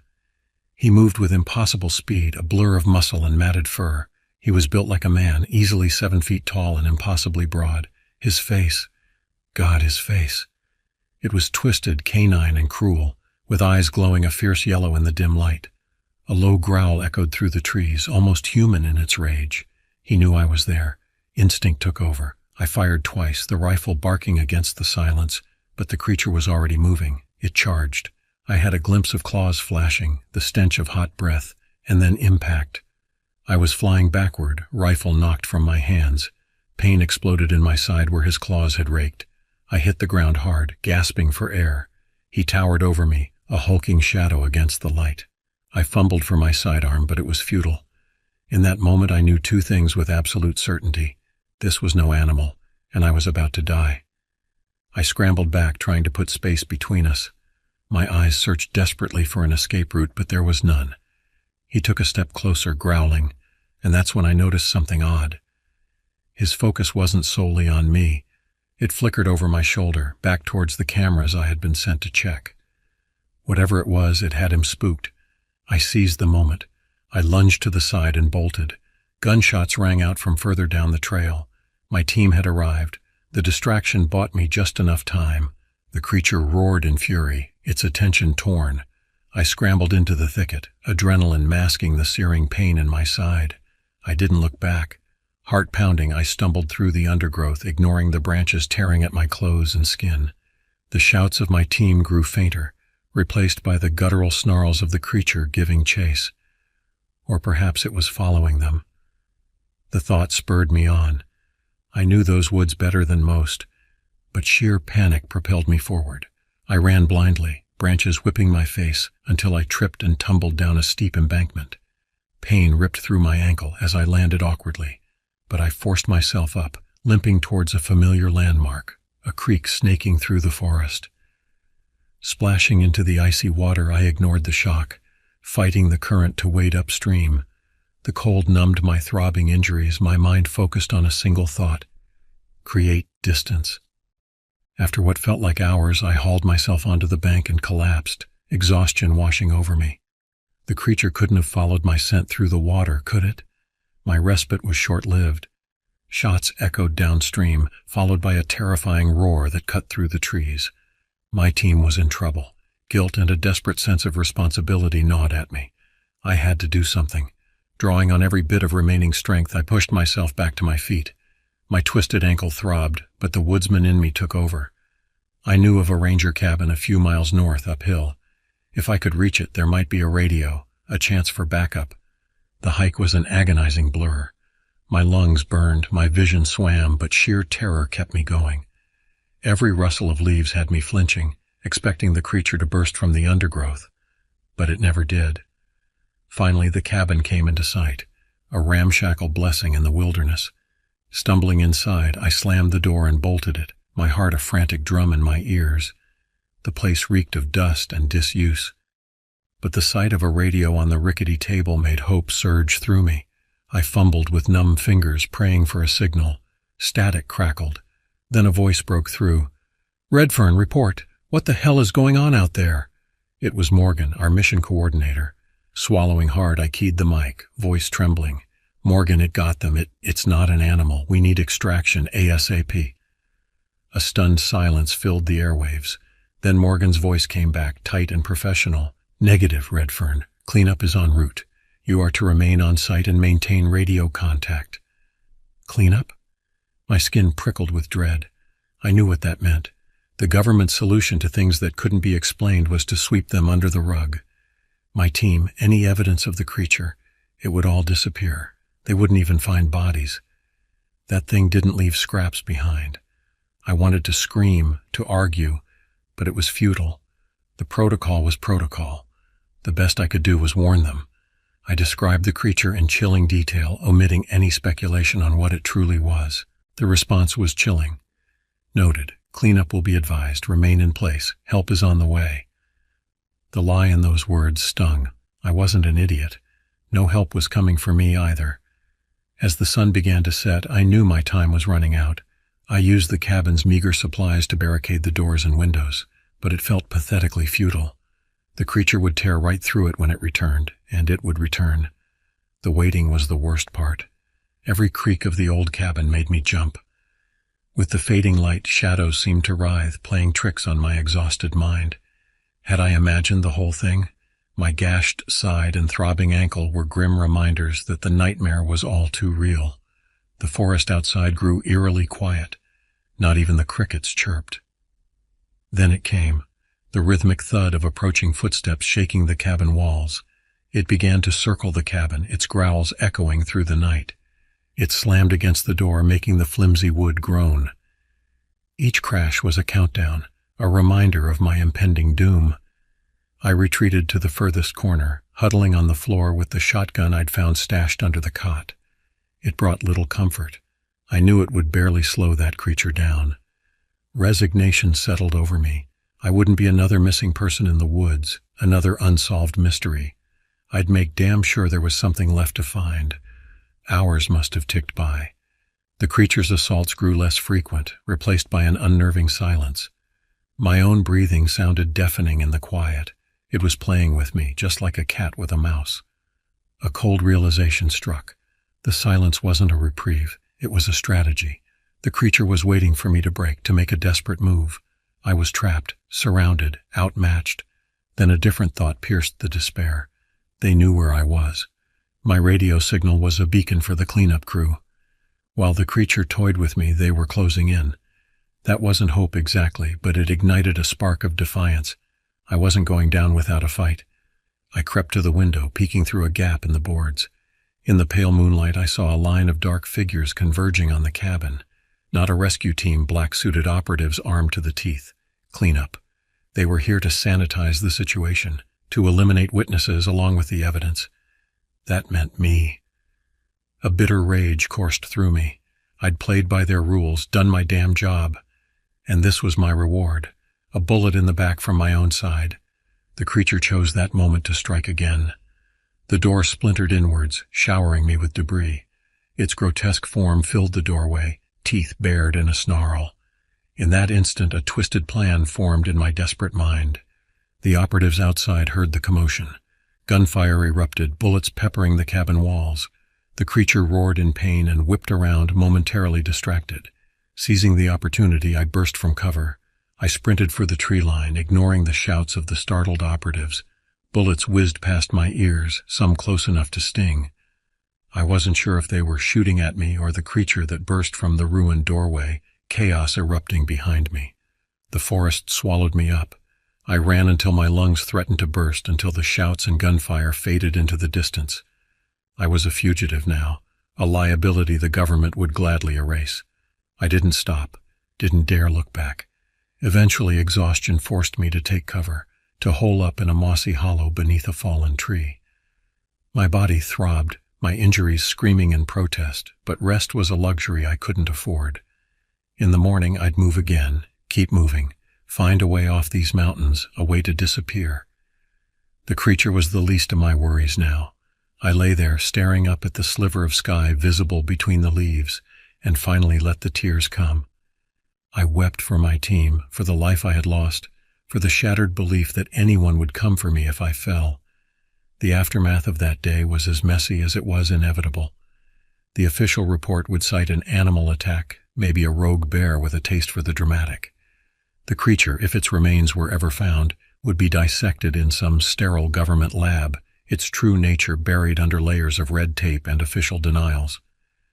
As for me, Ronald Young, cryptozoological containment specialist, I effectively ceased to exist. I became a ghost, a whisper in the wind. I survived by living in the shadows, taking odd jobs under assumed names, always one step ahead of the hunters I knew would forever be on my trail. Some nights, lying awake in a rundown motel room or under the vast expanse of the open sky, I think back to that cabin, that terrible night. I see the creature's blazing eyes and taste the copper tang of fear.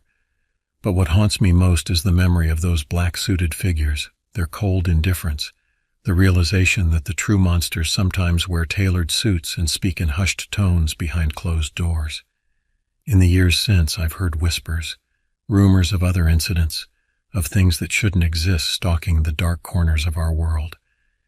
I've seen the fear in the eyes of those who know the truth, the desperation of those trying to expose it.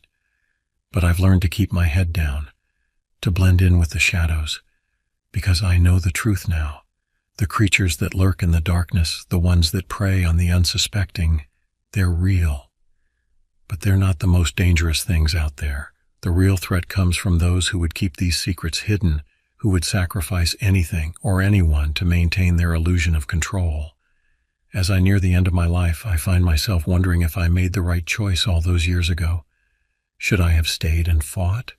Should I have tried to expose the truth? But then I remember the cold efficiency of those cleanup crews, the ruthlessness with which they operated, and I know that silence was my only real option. So I leave you with this warning, dear reader. The world is not what you think it is. There are shadows within shadows, truths buried so deep that bringing them to light might destroy everything we hold dear.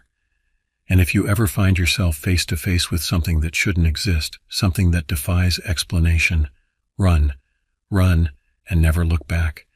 Because once you've seen behind the curtain, there's no going back. The monsters are real, and they're always watching, always waiting. And sometimes the most terrifying thing of all is realizing that the real monster might be the one wearing your face in the mirror.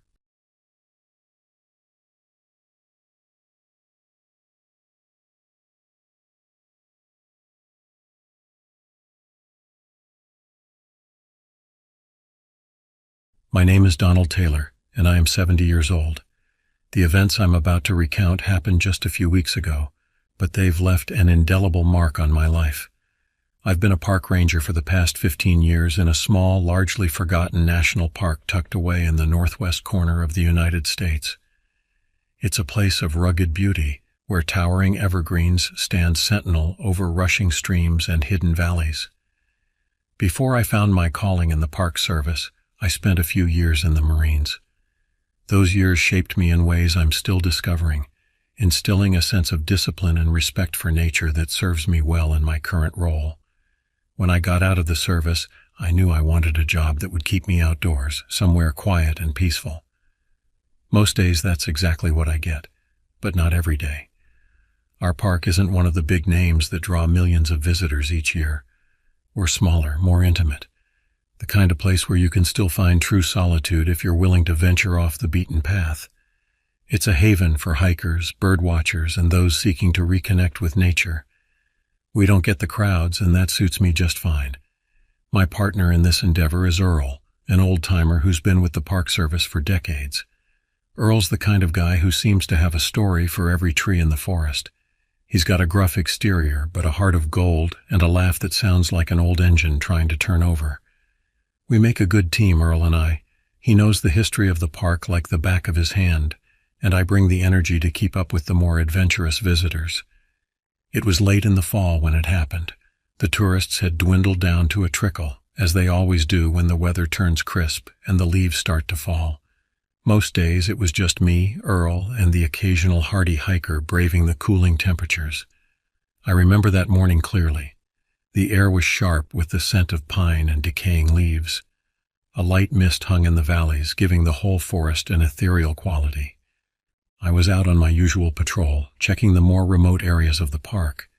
There's this trail, Green River Trail, that doesn't see much use even in the peak season.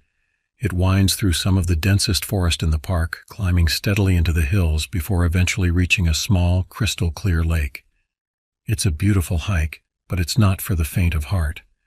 The trail is rough in places, with steep inclines and a few tricky creek crossings.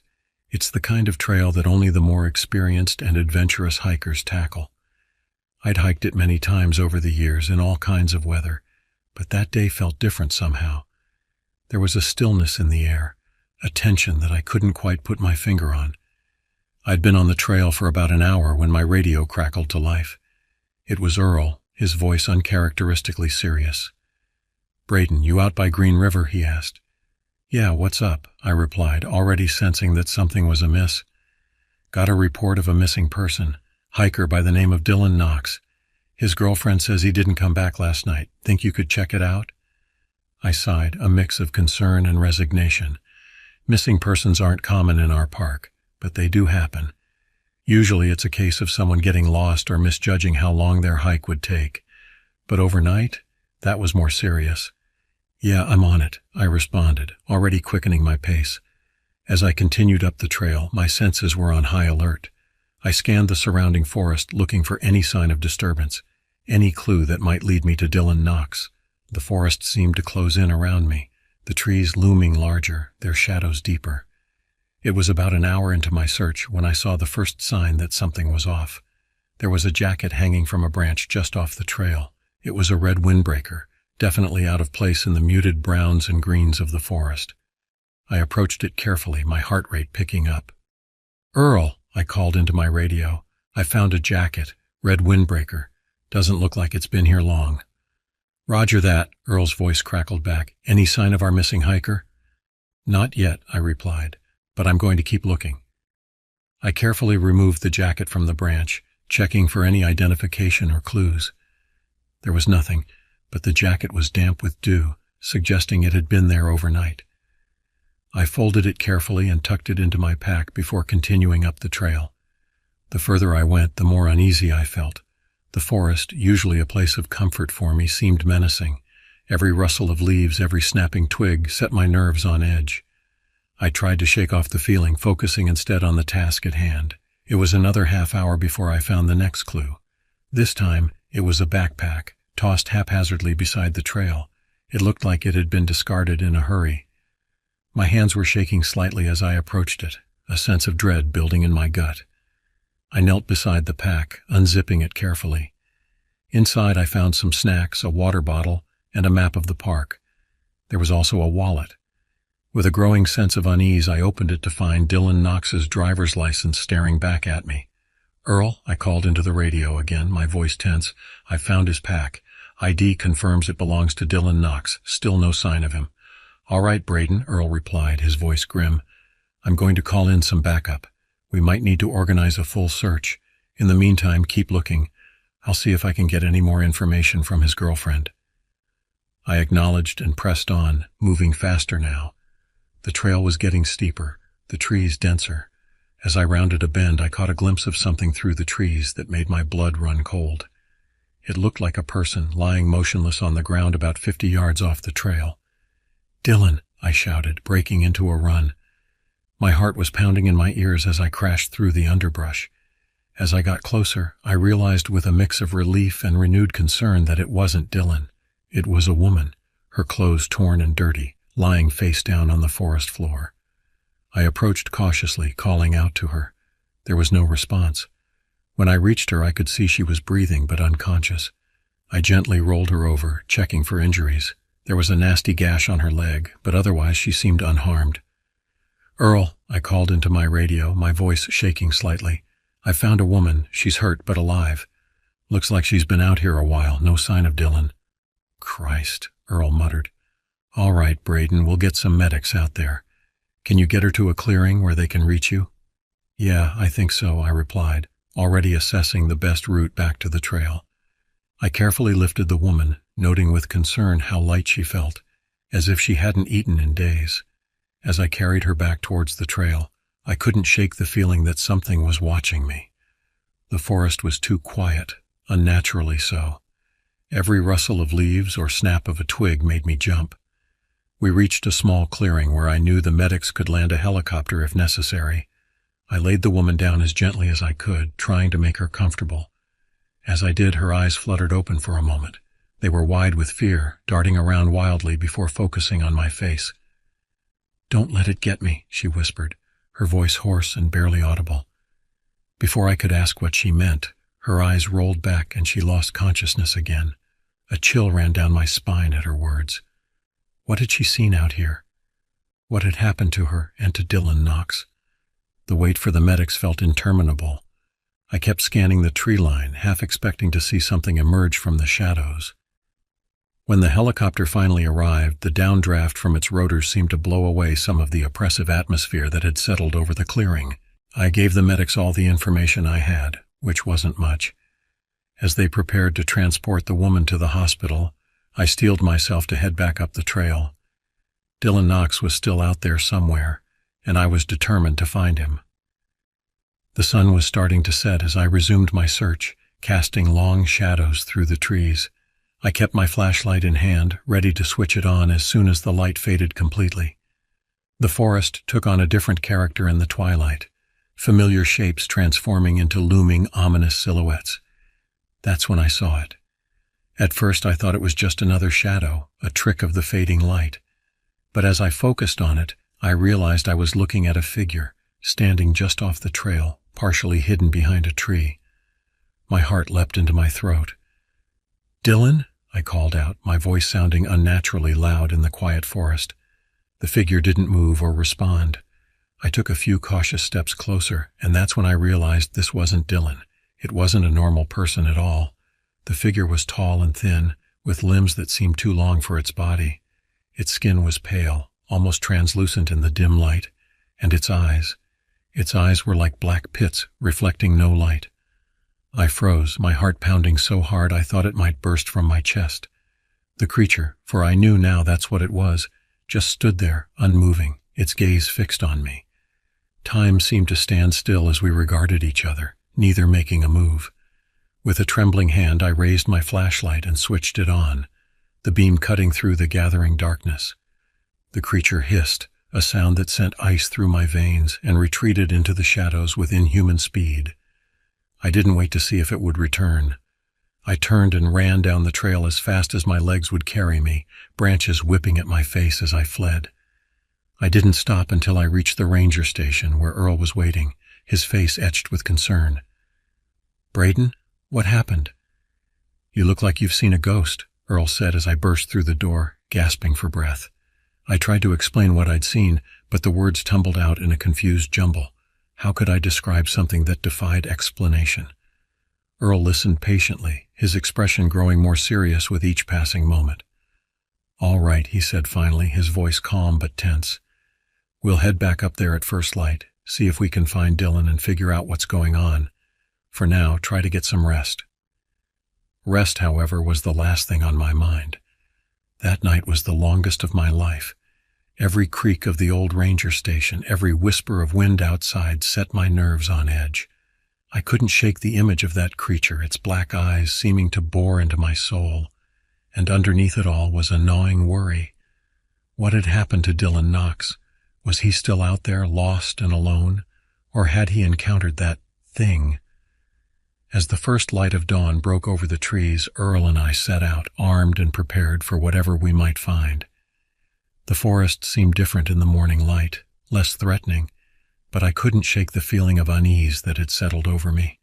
We found Dylan's jacket and backpack where I'd left them the day before. As we pressed on, following the trail I'd taken, we came across something new, tracks in the soft earth just off the path. They were large and human-like, but with elongated toes that dug deep into the soil. Earl crouched down to examine them, his face grim. "These aren't bear tracks," he muttered, "but they're not human either." We followed the tracks, our progress slow and cautious. They led us further off the trail into a part of the forest I'd rarely explored.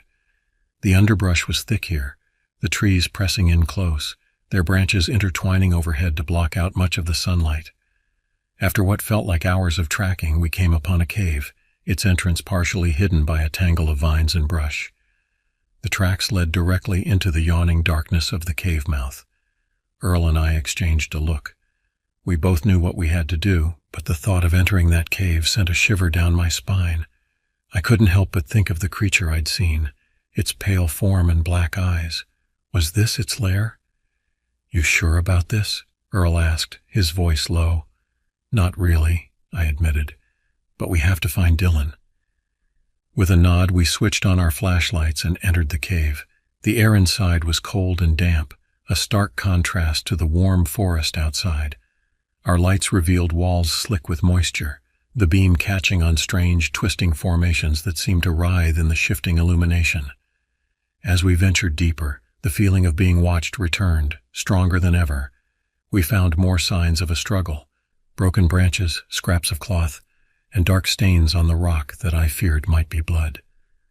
My stomach churned as we pressed on, deeper into the earth. Suddenly we heard a noise ahead of us, a shuffling sound, followed by a low, guttural breathing that echoed off the cave walls. We raised our flashlights, the beams converging on a hunched form crouched over something on the ground. It was the creature I'd seen in the forest, its pale skin gleaming wetly in the light. And beneath it, lying motionless on the cave floor, was Dylan Knox. The creature's head snapped up at our approach, its black eyes reflecting our flashlight beams. For a moment we all froze, locked in a tableau of horror. Then, with a hiss that raised the hair on the back of my neck, the creature lunged at us.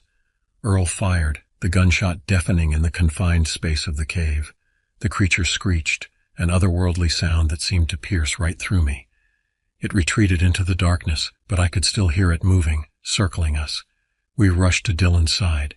He was alive, but barely, his body covered in cuts and bruises. We lifted him between us and started to make our way out of the cave as quickly as we could. The journey back seemed to take an eternity. We could hear the creature following us, its breathing and the occasional scrape of claws on stone letting us know it was never far behind. Just as we reached the cave entrance, it made one final lunge at us. Earl fired again, the muzzle flash briefly illuminating the creature's twisted form. It screamed and fell back, giving us the chance we needed to escape into the sunlight. We didn't stop running until we reached the ranger station, where we called for immediate medical assistance for Dylan. As we waited for the helicopter to arrive, Earl and I tried to process what we'd seen. It all seemed too incredible, too horrifying to be real.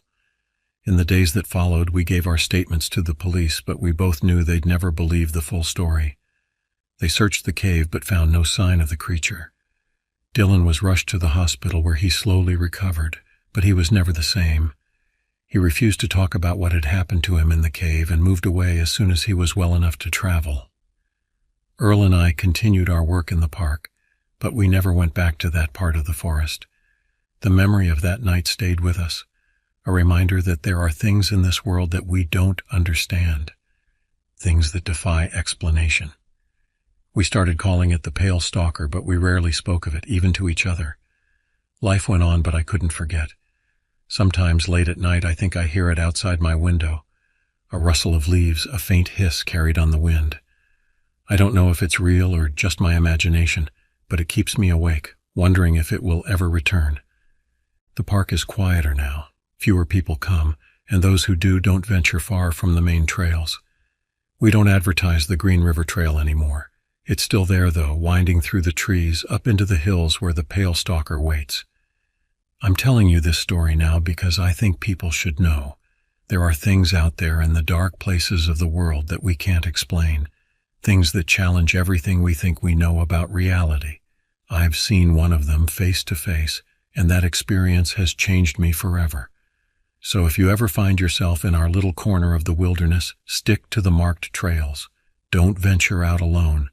And if you hear something moving in the forest at night, something that doesn't sound quite natural, don't investigate.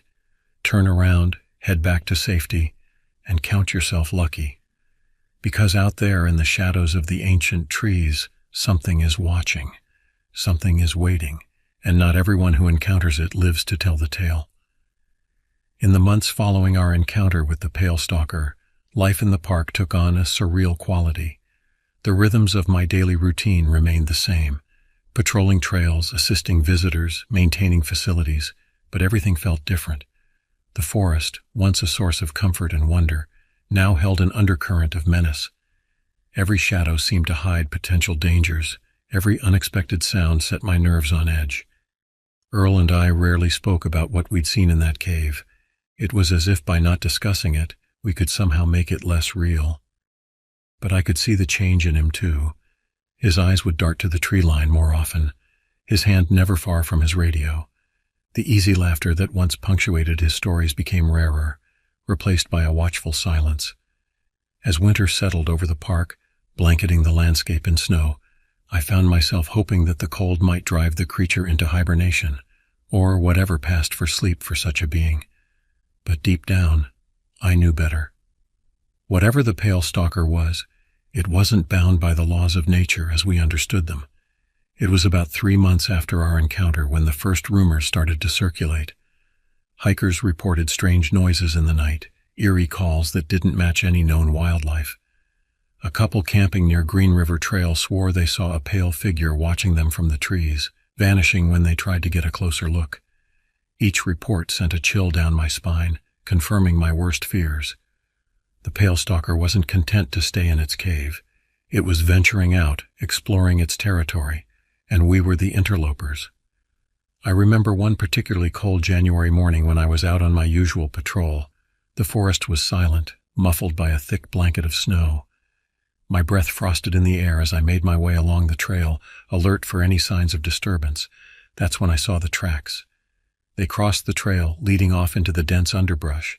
They were similar to the ones Earl and I had followed to the cave, but larger, as if the creature had grown. Without thinking, I found myself following them, drawn by a morbid curiosity I couldn't explain. The tracks led me to a small clearing I'd never seen before. In the center stood a lone tree, its bark pale and smooth, unlike any species native to our forest. As I approached, I noticed strange markings carved into the trunk, symbols I didn't recognize, twisting patterns that seemed to shift when I wasn't looking directly at them. A twig snapped behind me and I whirled around, my hand flying to my radio. There was nothing there, just the silent, snow-covered forest. But as I turned back to the tree, I froze. There, hanging from one of the lower branches, was a scrap of red fabric. With trembling hands, I retrieved it, recognizing it immediately as a piece of Dylan Knox's jacket. I radioed Earl immediately, my voice shaking as I reported what I'd found.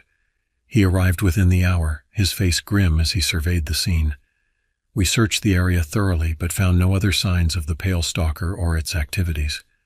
As we made our way back to the ranger station, Earl finally broke the silence we'd maintained about that night in the cave. "We can't ignore this anymore, Braden," he said, his voice low and serious. "Whatever that thing is, it's not going away, and I have a feeling it's not done with us yet." He was right, of course.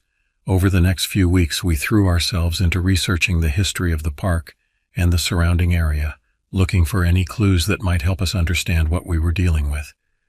We pored over old maps, local legends, and historical accounts, searching for any mention of pale creatures or mysterious disappearances. What we found was disturbing. The area had a long history of unexplained events dating back to the earliest settlers. Native American legends spoke of a pale walker that stalked the forests, taking those who wandered too far from their tribes. Early pioneers reported encounters with a creature they described as neither man nor beast, but something in between. Most intriguing was a journal we found in the park's archives, written by a trapper named Jeremiah Hawkins in 1876. Hawkins described finding a cave system deep in the woods, its walls covered in strange symbols. He wrote of hearing odd noises and feeling watched constantly. His final entry, scrawled in shaky handwriting, read, "It's here, God help me, it's here and it's hungry." Hawkins was never seen again. As spring arrived, bringing with it a new influx of visitors to the park, Earl and I found ourselves in a difficult position. We knew there was a very real danger lurking in our forests, but we couldn't exactly warn people about a creature that by all official accounts didn't exist. Instead, we stepped up our patrols, especially in the areas near Green River Trail, and became extra vigilant about enforcing park rules and safety guidelines. It was during one of these patrols in late April that I had my second direct encounter with the pale stalker. I was checking a remote campsite when I heard a scream echo through the trees. I sprinted toward the sound, my heart pounding in my ears. I burst into a small clearing to find a young woman backing away from the tree line, her face pale with terror. And there, half hidden behind a massive pine, was the creature. It had grown since I'd last seen it, its limbs longer, its body more muscular. But those eyes, those bottomless black eyes, were the same. For a moment we were locked in a silent standoff. Then, moving faster than should have been possible, the pale stalker lunged toward the woman. Without thinking, I threw myself between them, my hand fumbling for the canister of bear spray on my belt. I caught the creature full in the face with the spray. It let out an unearthly shriek and recoiled, giving me just enough time to grab the woman's arm and run. We didn't stop until we reached my patrol vehicle, the woman sobbing hysterically beside me as I radioed for backup. In the aftermath of that incident, it became impossible to keep the pale stalker a secret. The woman's account, combined with the evidence Earl and I had gathered, forced the Park Service to acknowledge that there was something out there. They stopped short of confirming the existence of a cryptid, instead issuing vague warnings about an unidentified predator in the area. The summer brought a team of wildlife biologists and cryptozoologists to the park, all eager to catch a glimpse of the creature that was fast becoming a local legend. Despite their high-tech equipment and round-the-clock surveillance, they found little concrete evidence. But Earl and I knew the truth. We'd seen it, faced it, and we knew it was far more intelligent and dangerous than anyone suspected. As fall approached once again, marking a year since our first encounter in the cave, the sightings and incidents began to increase. It was as if the pale stalker knew we were onto it and was ramping up its activities in response. We found more of those strange trees with carved symbols scattered throughout the park. Hikers reported feeling watched, hearing strange noises, catching glimpses of a pale figure flitting between the trees. Then, in late September, disaster struck. A group of 5 campers went missing near Green River Trail.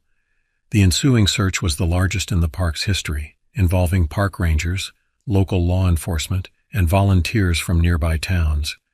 For days we combed the forests, calling out names, checking every cave and crevice. On the 4th day of the search we found them, or rather what was left of them. They'd been changed. Their bodies were pale and elongated, their eyes dark pits. They moved with an unnatural jerky gait, and they attacked the search party with inhuman strength and ferocity. In the chaos that followed, shots were fired, people were injured, and the creatures that had once been human disappeared into the forest. As we regrouped, trying to make sense of what we'd seen, a horrible realization dawned on me. The pale stalker wasn't just killing people, it was transforming them, creating more of its kind. The park was closed indefinitely after that incident. The official story cited environmental hazards and dangerous wildlife, but rumors spread quickly. The pale stalker, once a local legend, became national news.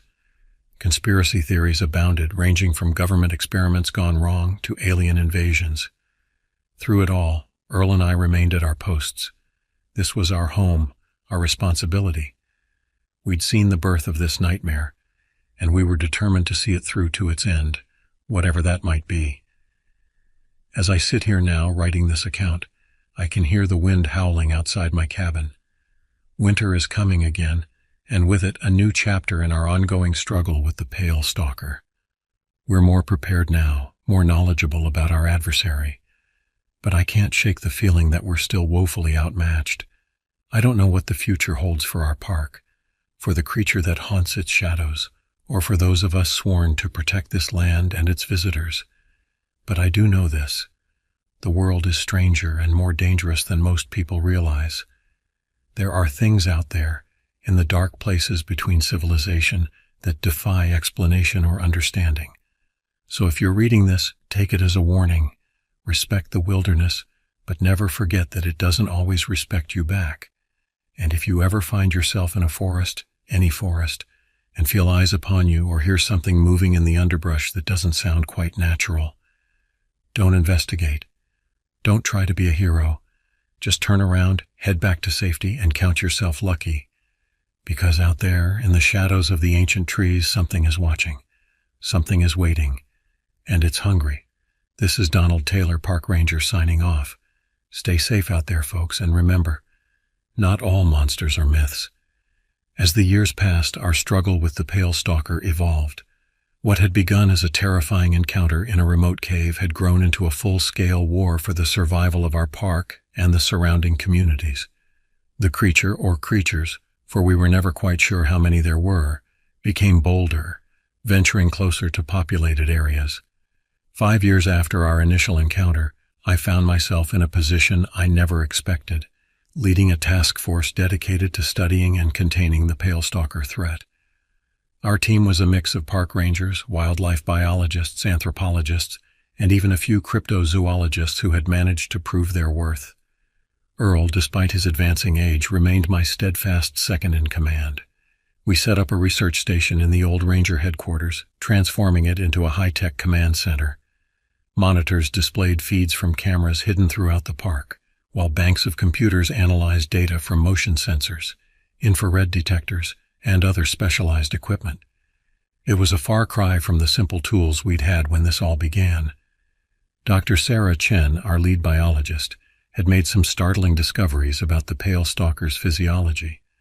From the scant physical evidence we'd managed to collect, shed skin, hair samples, and the like, she determined that the creature possessed a remarkable ability to adapt to its environment. "It's like nothing I've ever seen," she explained during one of our briefings. Its DNA seems to be in a constant state of flux, allowing it to evolve in real time to overcome obstacles or threats. This explained how it had survived in our changing climate, and why our initial attempts to trap or tranquilize it had failed. It was learning, adapting, always one step ahead of us. But we were learning too. We discovered that certain frequencies of sound seemed to disorient the creatures, and that they had an aversion to a particular type of ultraviolet light. These findings allowed us to develop new tools and strategies for protecting ourselves and the park's visitors. Not that we had many visitors these days. The park had been officially reopened 2 years after the incident with the transformed campers, but tourism had never fully recovered. Those who did come were a hardier sort, thrill seekers and cryptid hunters mostly. We did our best to keep them safe, but there were always those who ignored the warnings, venturing into restricted areas in hopes of catching a glimpse of the infamous pale stalker. Sometimes they never came back. One crisp autumn morning, about 7 years into our ordeal, I was out on patrol with Mike, one of our younger rangers. He was a good kid, eager to learn and unflappable in the face of danger. We were checking some of our remote sensors when Mike suddenly held up a hand, signaling me to stop. "You hear that?" he whispered. I listened intently. At first, all I could hear was the rustle of leaves in the breeze.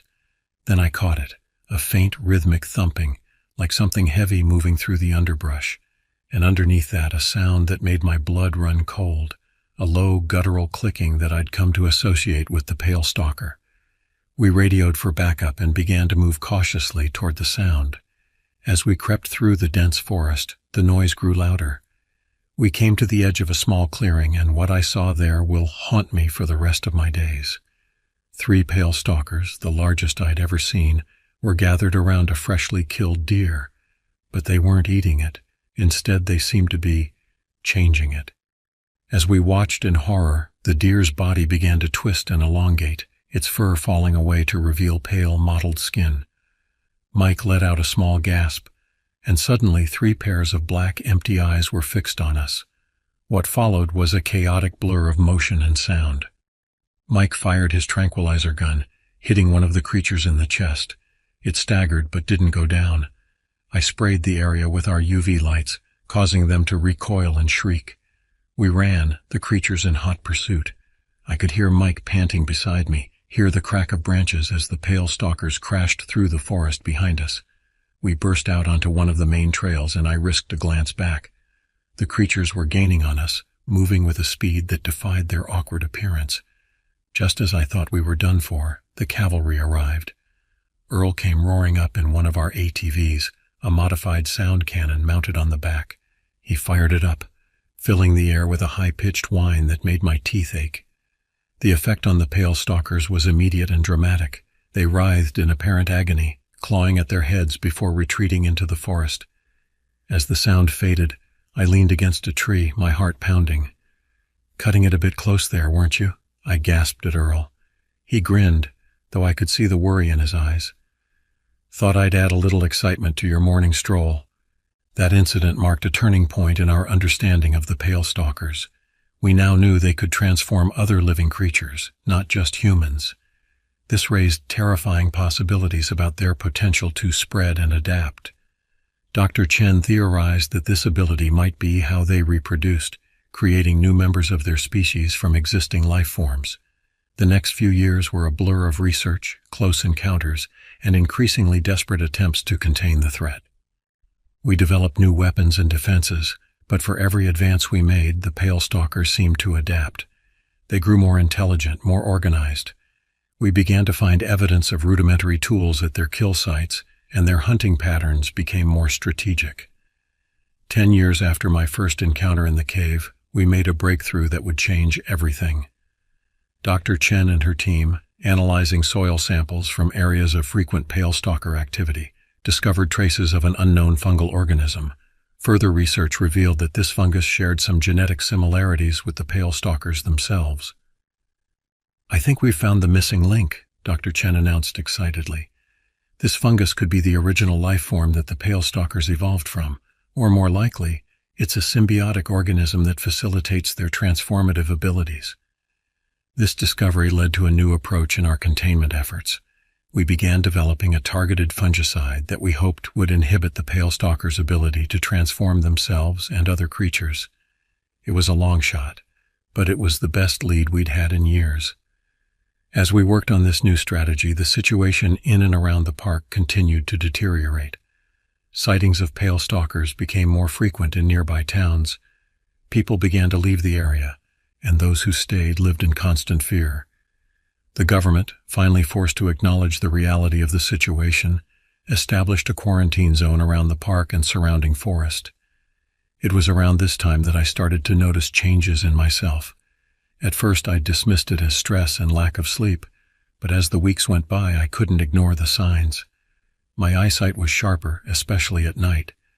My hearing had become more acute, and sometimes when I was alone in the forest, I could swear I heard whispers, voices just on the edge of comprehension.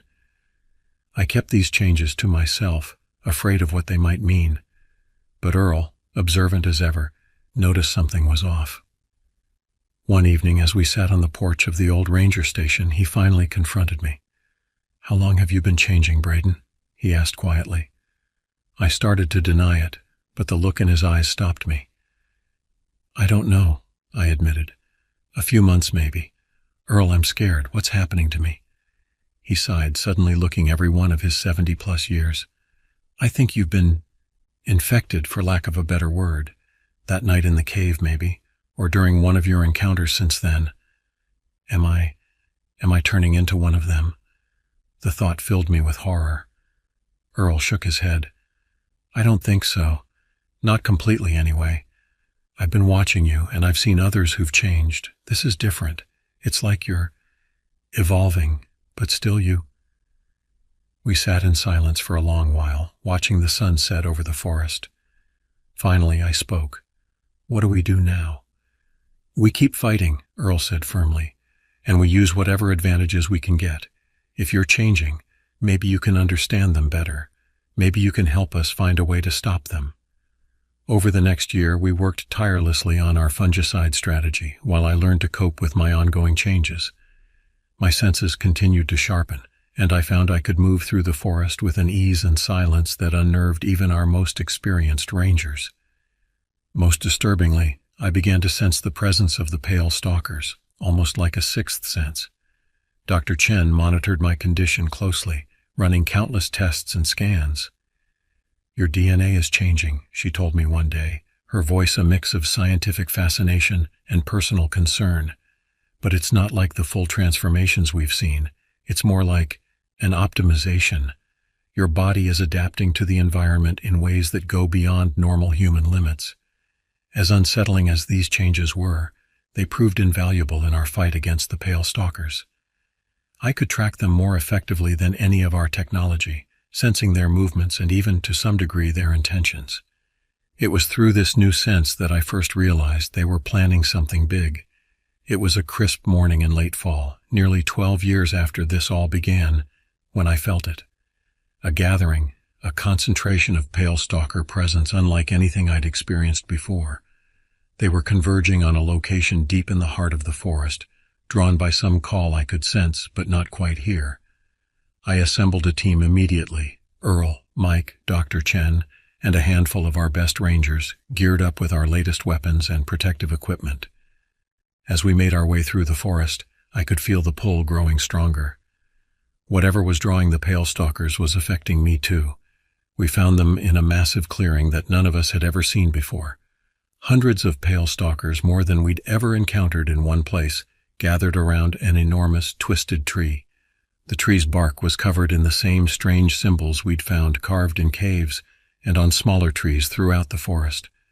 At its base was a pulsing mass of the fungus Dr. Chen had identified years ago. As we watched from the edge of the clearing, the mass began to move and grow. Pale, elongated limbs emerged from it, followed by a torso, and finally a head. The pale stalkers let out a collective cry that was part celebration, part hunger. "My God," Dr. Chen whispered, "it's birthing a new one. A leader, maybe?" I could feel the power emanating from this new creature. It was ancient, intelligent, and filled with a cold, alien hunger that made my skin crawl. As it fully formed and rose to its full height, easily twice that of the other pale stalkers, its black eyes swept the clearing and fixed directly on our hiding spot. In that moment I understood. This wasn't just a leader. This was the origin, the first of its kind. And it had been here, dormant perhaps, long before humans had ever set foot in this forest. Our presence, our intrusion into its domain, had awakened it. What followed was the most harrowing battle of our long war. We fought with everything we had: sound cannons, UV lights, experimental weapons, and our fungicide bombs. The Pale Stalkers came at us in waves, driven by the psychic commands of their leader. I found myself face to face with the leader itself, my heightened abilities allowing me to match its speed and strength to some degree. As we grappled, I felt an invasive presence in my mind, flashes of alien thoughts and memories. I saw the creature's history, its arrival on Earth eons ago, its long dormancy, and its awakening as humanity expanded into its territory. In that mental connection, I also sensed its weakness. The fungus wasn't just a tool or a symbiote. It was an integral part of the Pale Stalker's biology. Summoning every ounce of strength I had left, I triggered the release on all the fungicide bombs I was carrying. The clearing filled with a fine mist. The effect on the Pale Stalkers was immediate and dramatic. They began to writhe and shriek, their bodies seemingly unable to maintain their form. The leader let out a psychic howl of rage and pain that brought me to my knees. As the fungicide did its work, the Pale Stalkers began to disintegrate, their bodies breaking down into the same fungal mass they had emerged from. The leader held out the longest, its form fluctuating as it struggled against the inevitable.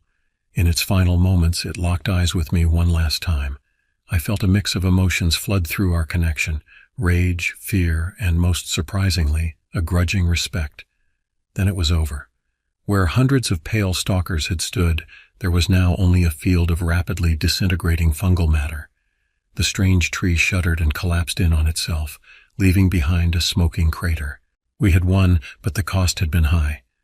Many of our team were injured, and the forest itself seemed to have been fundamentally changed by the battle. As we made our way back to headquarters, I could feel my own connection to the Pale Stalkers fading. The changes in me weren't reversing, but the alien presence in my mind was gone. In the years that followed, we worked to ensure the threat was truly gone. We developed methods to detect and neutralize any remaining traces of the Pale Stalker fungus. Slowly, cautiously, life in and around the park began to return to normal. But I knew, as did Earl and the others who had been there from the beginning, that things would never be quite the same. We had glimpsed a truth about our world and our place in it that could not be unseen. The forests, the dark and wild places of the earth, held secrets and dangers beyond our imagining.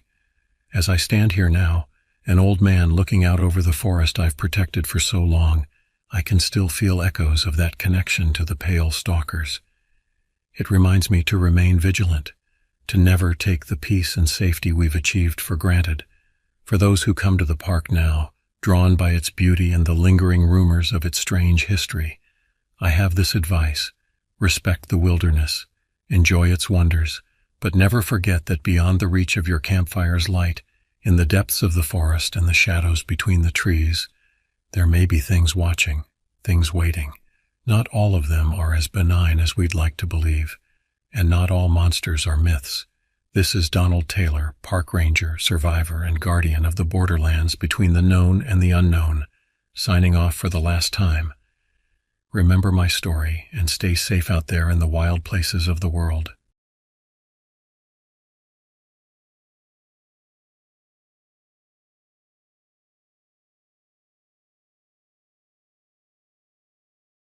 Some mornings feel like the world's just waiting to mess with you. That's how I felt on that fateful day in late October. I stood at the edge of the dense forests of the Iwachita Mountains, my trusted rifle slung over my shoulder, and my backpack filled with supplies for what I thought would be a routine hunting trip. The morning mist was still thick, clinging to the trees like a shroud, and the chill in the air seemed to seep into my very bones. My name's Malcolm Devereaux, by the way. Friends call me Mal. I've been hunting these woods since I was knee-high to a grasshopper, taught by my old man who knew every nook and cranny of this forest. But today had an odd sense about it, a foreboding that I couldn't quite shake off. I tried to dismiss the feeling, blaming it on my lack of sleep the night before. I tossed and turned, plagued by vivid nightmares of being chased through endless dark woods by something I couldn't quite see. When I finally gave up on sleep and decided to head out early, the shadows of those dreams seemed to follow me into the waking world. The plan was simple enough: track a group of deer I'd spotted a few days earlier. They had been grazing near the river that cut through the heart of the forest, a spot known for its tricky terrain and deep, dark hollows. Perfect for an experienced hunter like me, I thought, or so I believed. As I hiked deeper into the woods, the sounds of civilization faded away, replaced by the eerie calls of unfamiliar birds and the rustling of leaves that seemed to whisper secrets just beyond my understanding. The forest had always been my second home, but today it felt alien, almost hostile. About an hour into my trek, I came across the first sign that something was terribly wrong. It was a campsite, or what was left of one. The scene before me made my blood run cold.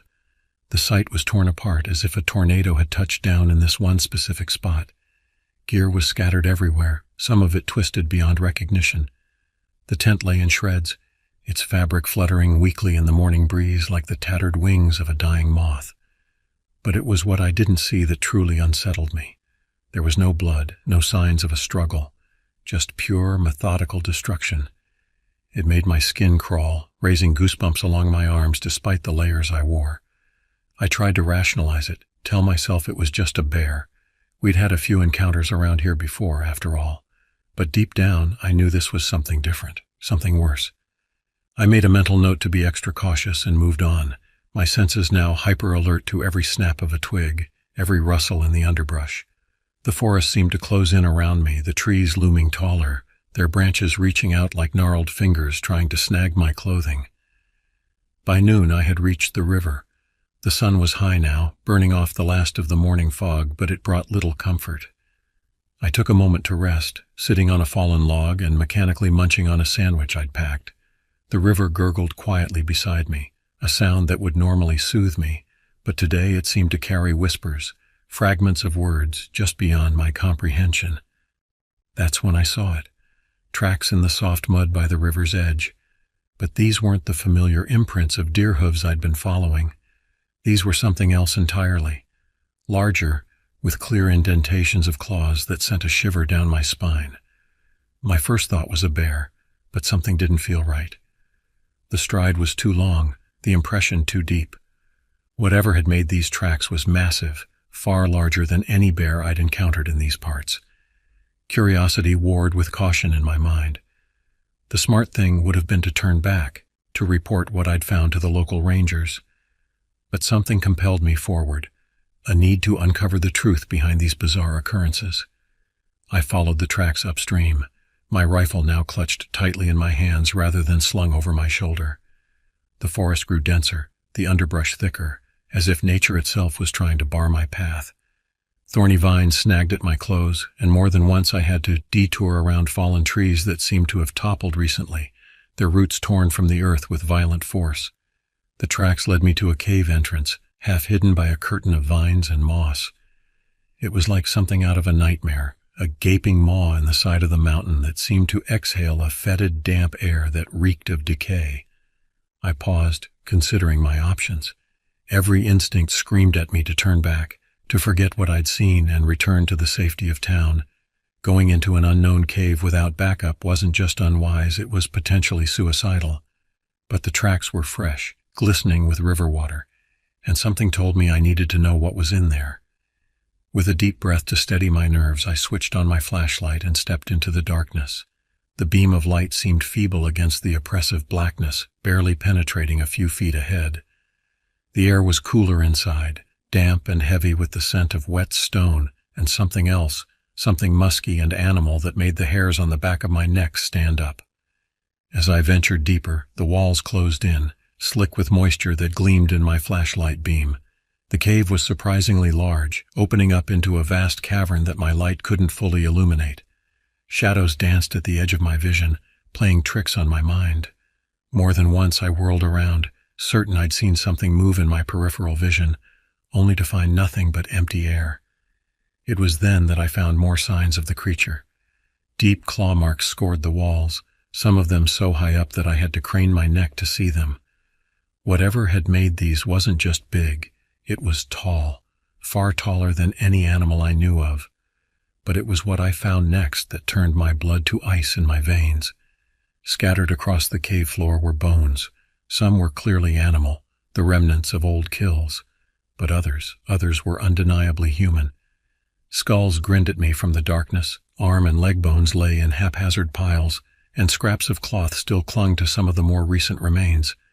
Panic surged through me, a primal urge to flee, to escape this den of death. But I forced it down, knowing that panic would only get me killed. I needed to stay calm, to think clearly if I was going to get out of this alive. That's when I heard it, a low, rumbling noise that seemed to vibrate through the very stone beneath my feet. It wasn't quite a growl, more like the sound of something massive shifting its weight. I froze, my flashlight beam shaking slightly as I swept it around the cavern. There, in the far corner of the cave, something moved. It was huge, its form barely visible in the dim light, covered in matted fur that seemed to absorb the light rather than reflect it. I took a step back, trying to assess my options. Running wasn't one of them. In this darkness, on this uneven ground, I'd break my neck before I made it 10 feet. I slowly unslung my rifle, hoping against hope that I wouldn't need to use it. The sound of metal on metal as I chambered around seemed deafening in the confined space. The creature turned, and for a brief, terrifying moment, its eyes reflected my flashlight beam. They glowed an eerie, pale green, filled with an intelligence that sent chills down my spine. This was no mere animal. There was something else behind those eyes, something ancient and malevolent. It moved towards me, each step heavy and deliberate. The ground seemed to shake with its approach. My heart pounded in my chest, a frantic rhythm that threatened to overwhelm me, but I stood my ground. I raised the rifle, my finger resting lightly on the trigger. The creature stopped just at the edge of my light's reach. For a moment that seemed to stretch into eternity, we just stared at each other.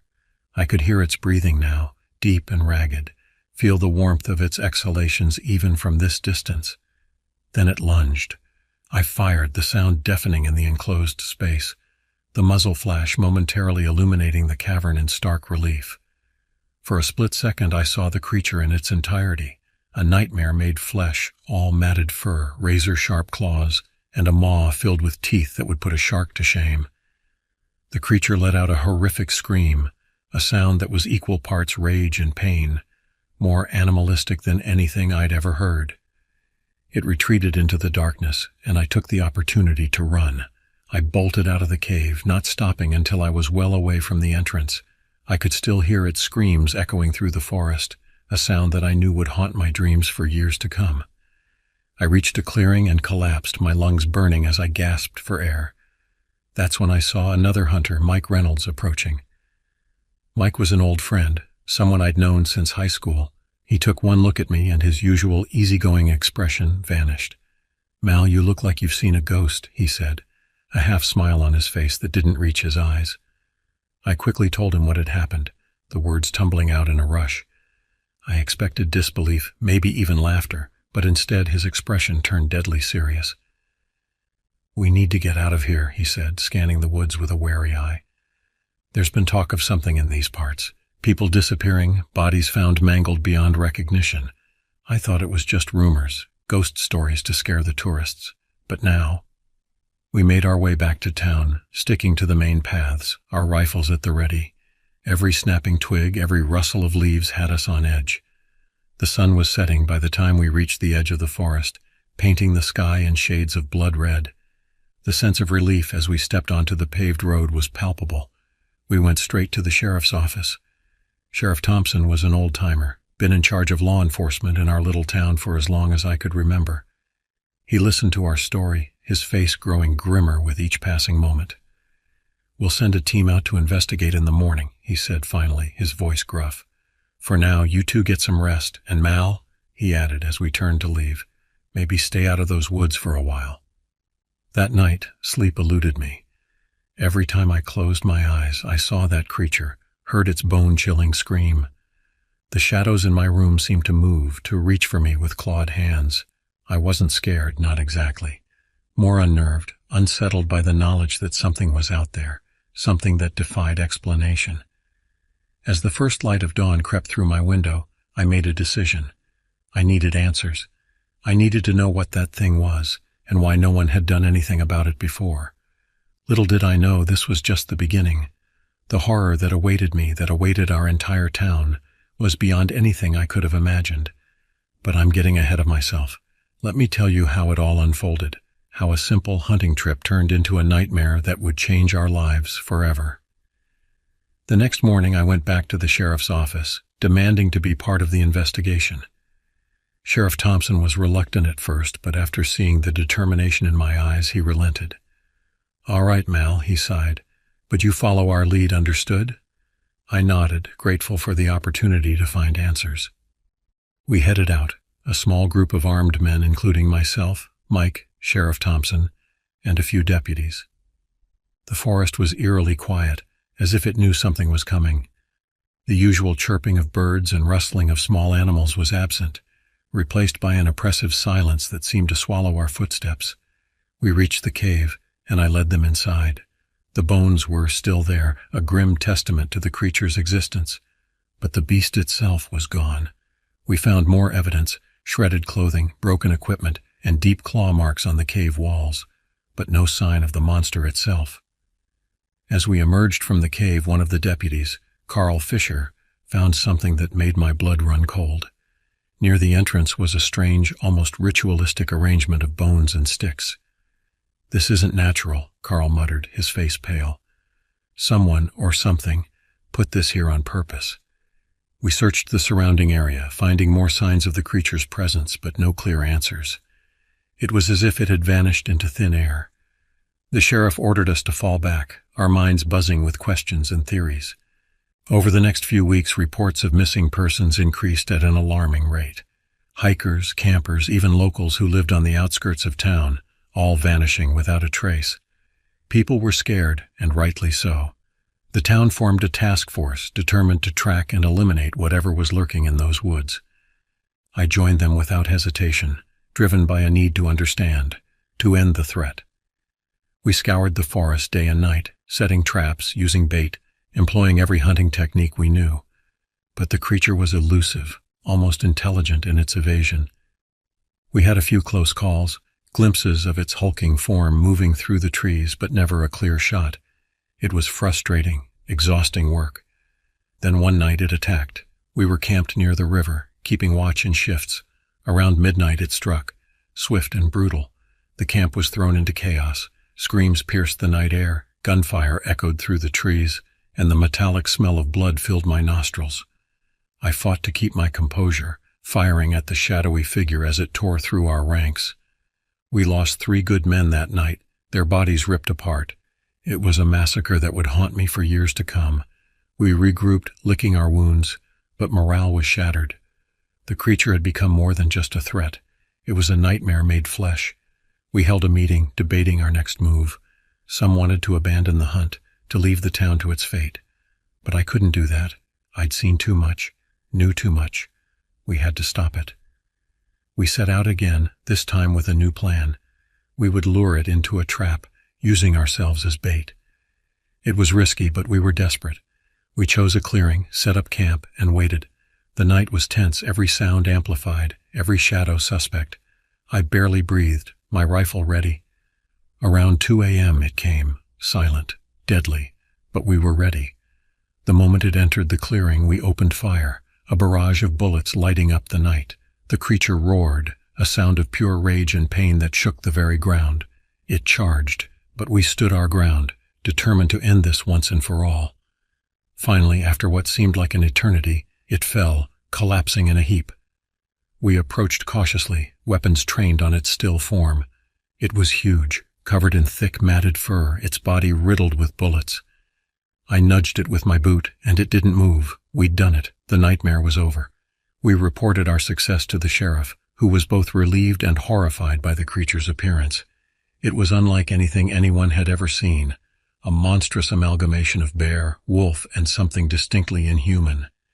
Scientists were called in, the media swarmed, and our small town became a hub of activity. They took the creature's body for study, trying to understand what it was and where it came from. Theories ranged from an undiscovered species to a government experiment gone wrong, but no definitive answers were ever found. Life slowly returned to normal, but the scars remained. We'd lost good people, and the town's innocence was shattered. The forest, once a place of peace and beauty, now held a darkness that could never be fully forgotten. As for me, I went back to my routine, hunting, living, trying to move on. But things were different now. The forest was still there, but it felt changed, tamed in a way, but also holding secrets that we'd only begun to uncover. In the end, we survived, and that's what mattered. But sometimes, on quiet nights when the wind whispers through the trees, I find myself wondering, was that really the end? Or is there something else out there waiting in the shadows, biding its time?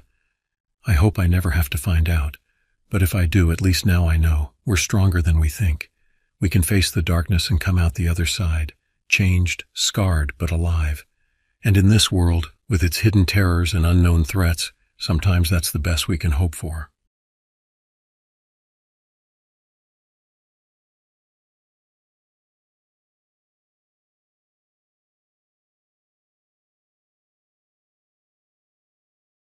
I never considered myself an outdoorsman. My name is Luca, and for as long as I can remember, I've been more comfortable surrounded by books than trees. My brother Julian, on the other hand, was the epitome of rugged adventure. He lived for the thrill of the wild, the chase of the hunt, and the raw connection with nature that I could never quite understand.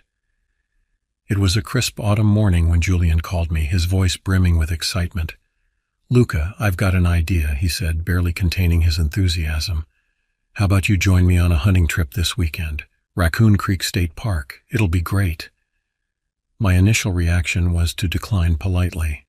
The thought of trudging through the woods, guns in hand, searching for unsuspecting animals to shoot, didn't appeal to me in the slightest. But something in Julian's voice made me pause. There was a warmth, an eagerness to share his passion with me that I couldn't ignore. "Come on, little brother," he coaxed. "When's the last time we really spent time together? Just us, like when we were kids." He had a point.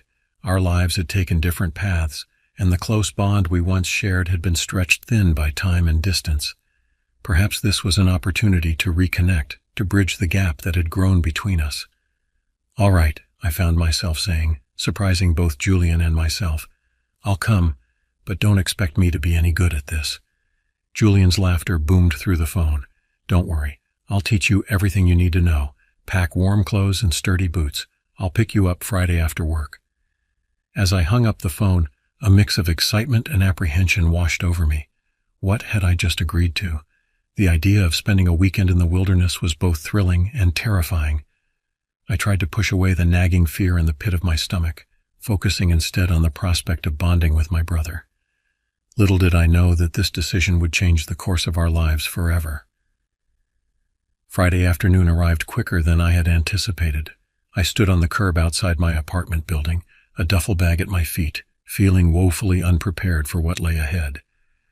Julian's truck rumbled around the corner, and I couldn't help but smile at the sight of my brother behind the wheel, looking every bit the rugged outdoorsman in his flannel shirt and well-worn hunting cap. "Ready for an adventure?" Julian grinned as I tossed my bag in the back and climbed into the passenger seat. "As ready as I'll ever be," I replied, trying to match his enthusiasm. The drive to Raccoon Creek State Park took about 2 hours, during which Julian regaled me with tales of his previous hunting trips. I listened, half in awe and half in trepidation, as he described close encounters with bears, treacherous terrain, and the thrill of the hunt. As we drove deeper into the countryside, the landscape changed. Urban sprawl gave way to rolling hills and dense forests. The sun was setting as we turned onto a narrow, winding road that led into the heart of the park. "We'll set up camp tonight," Julian explained, "and start our hunt at first light tomorrow." The fading daylight cast long shadows through the trees as we pulled into a small clearing. Julian expertly set up our tent while I fumbled with unrolling sleeping bags and organizing our gear. By the time we had a small campfire going, night had fully descended, wrapping the forest in darkness.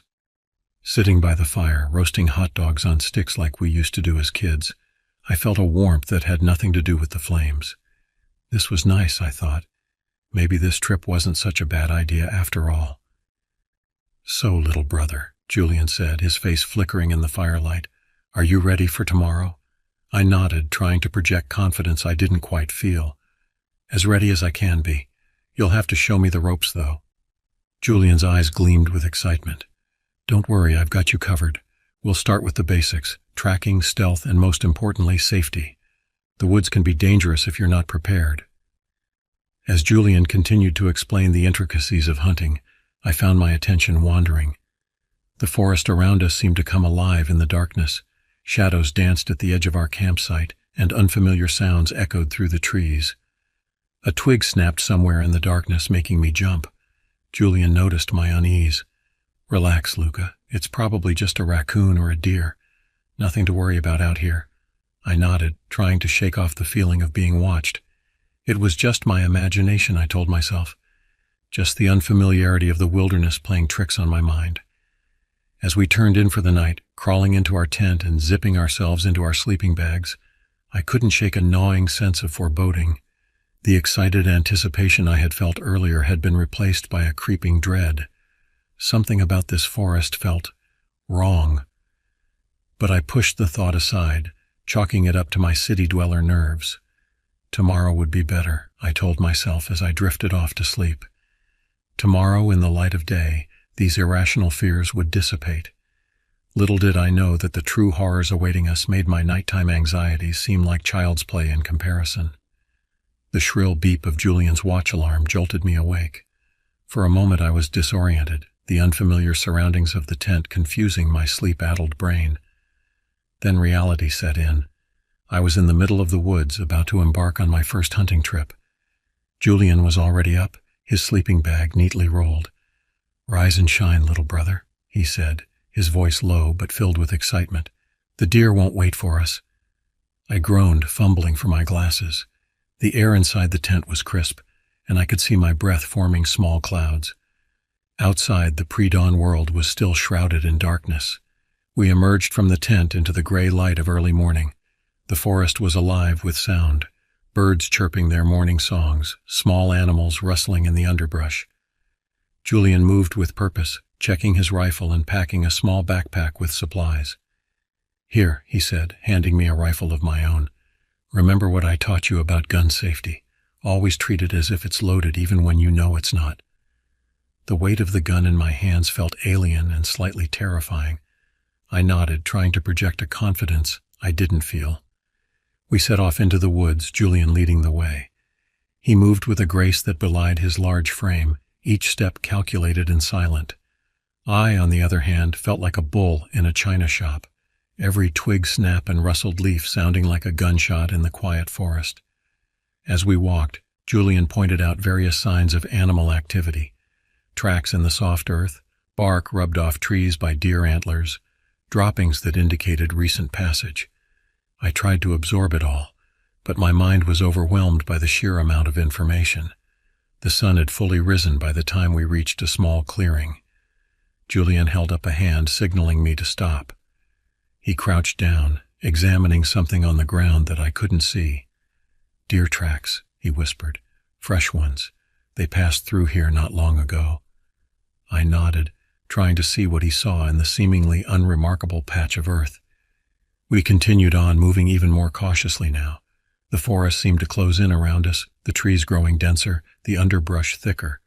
The morning light filtered through the canopy, creating a dappled pattern on the forest floor. Hours passed, and despite Julian's expert tracking, we had yet to spot any deer. The initial excitement of the hunt had worn off, replaced by a growing weariness. My feet ached, and my shoulders were sore from carrying the rifle. We stopped by a small stream to rest and have some water. Julian was recounting a story from his last hunting trip when we heard it, a low, distant roar that sent shivers down my spine. We looked at each other, eyes wide with curiosity and a bit of fear.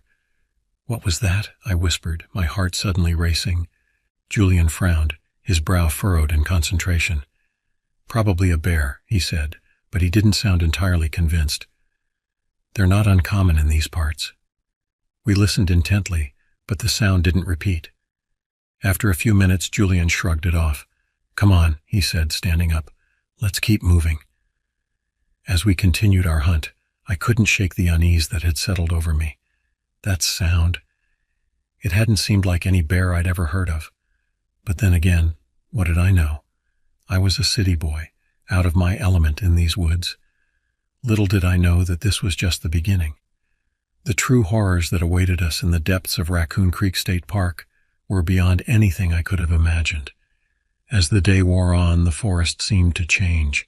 The cheerful birdsong of the morning faded, replaced by an oppressive silence broken only by the occasional rustle of leaves in the wind. The trees grew taller, their branches intertwining overhead to create a canopy that blocked out much of the sunlight.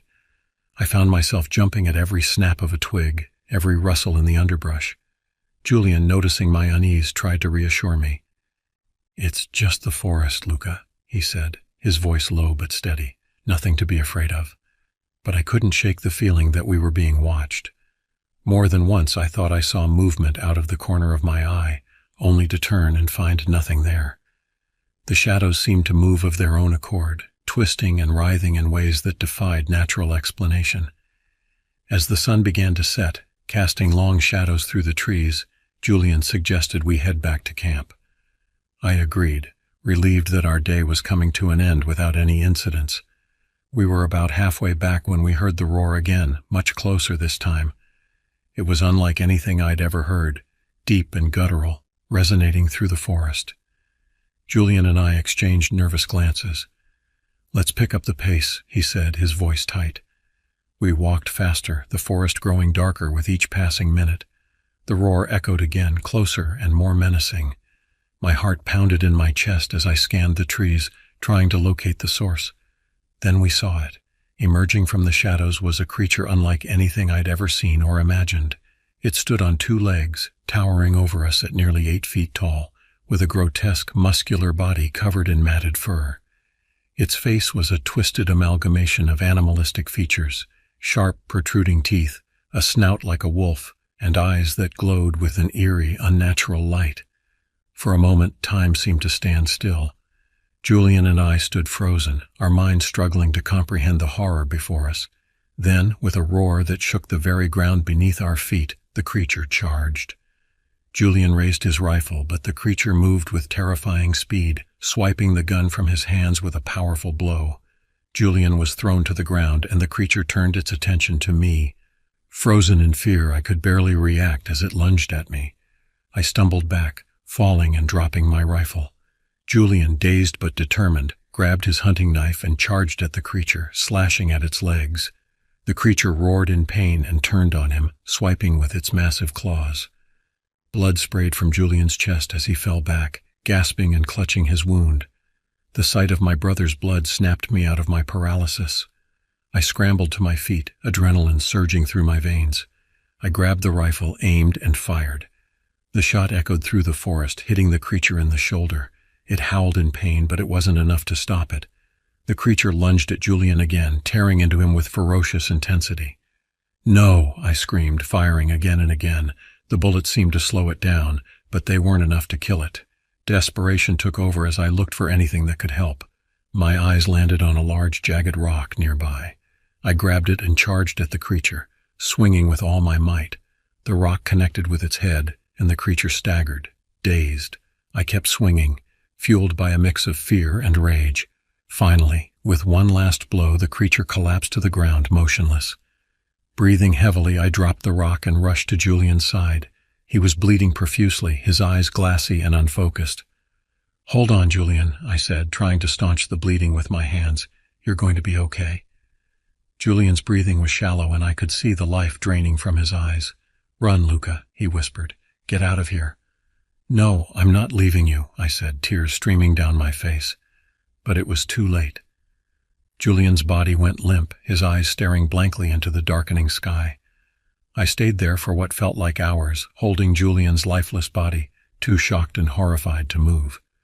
The forest around us had gone eerily quiet, as if holding its breath in the aftermath of the violence. As the reality of the situation sank in, I knew I had to get out of the forest. I had to survive, if only to tell Julian's story. With a heavy heart, I closed Julian's eyes and whispered a goodbye.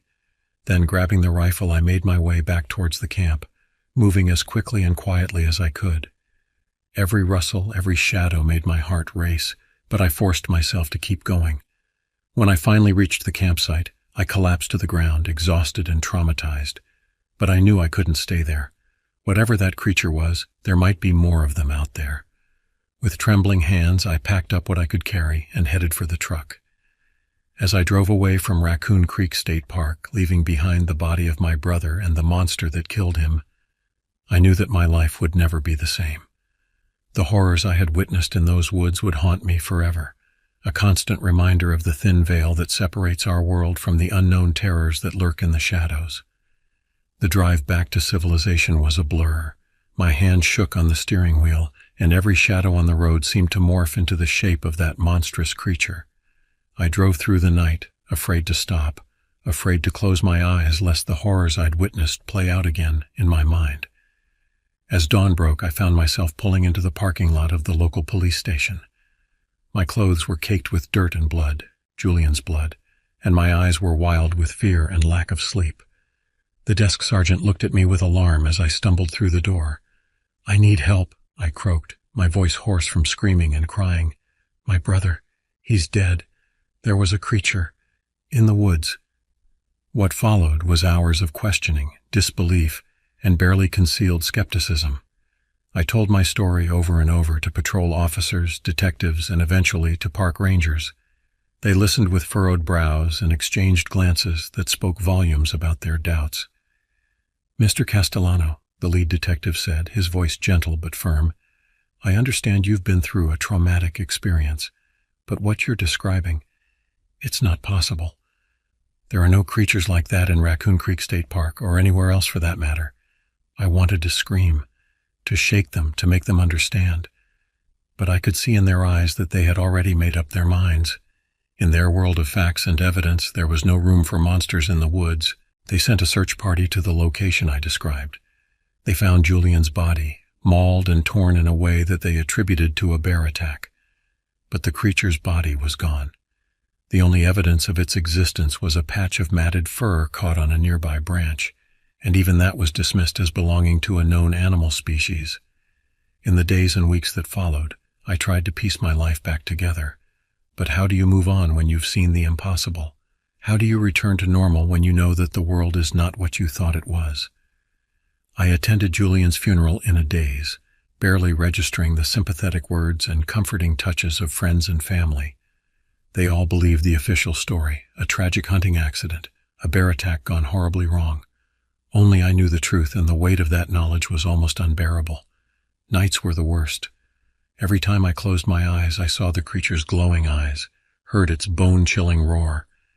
I relived Julian's final moments over and over, tormented by the thought that I could have done more, should have done more to save him.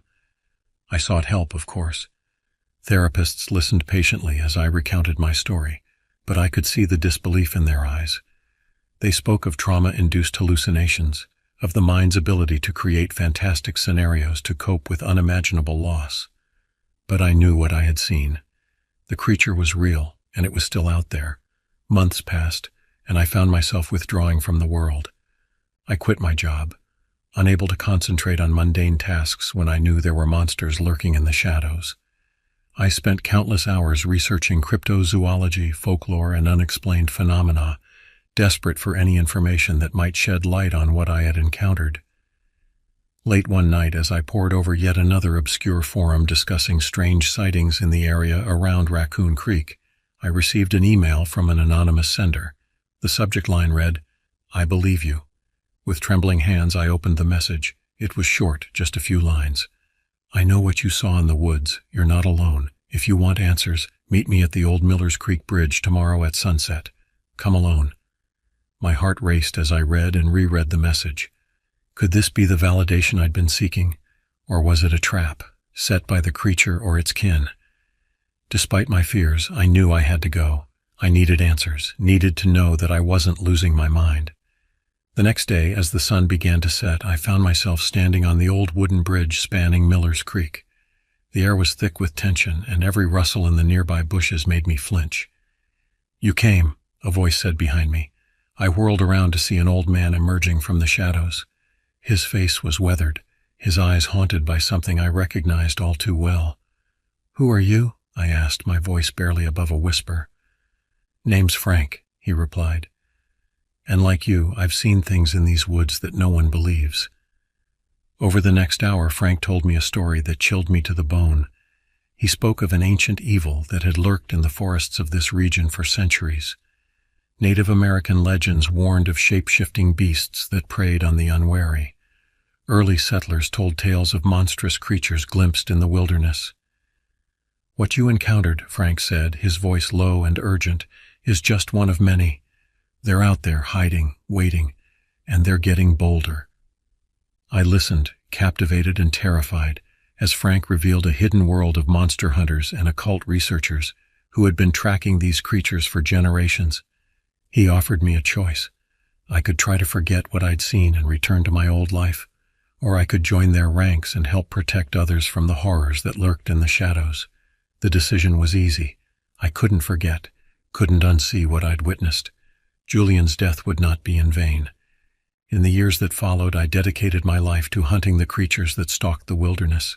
I learned their habits, their weaknesses.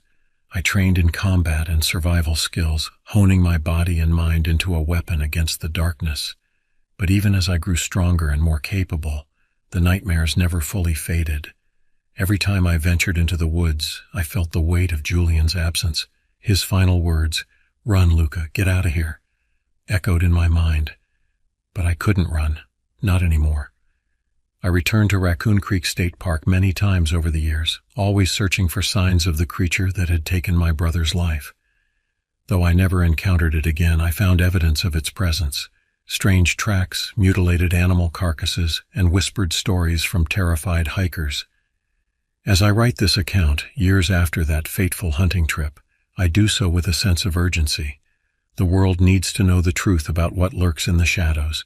The creatures are real, and they're growing bolder, venturing closer to civilization with each passing year.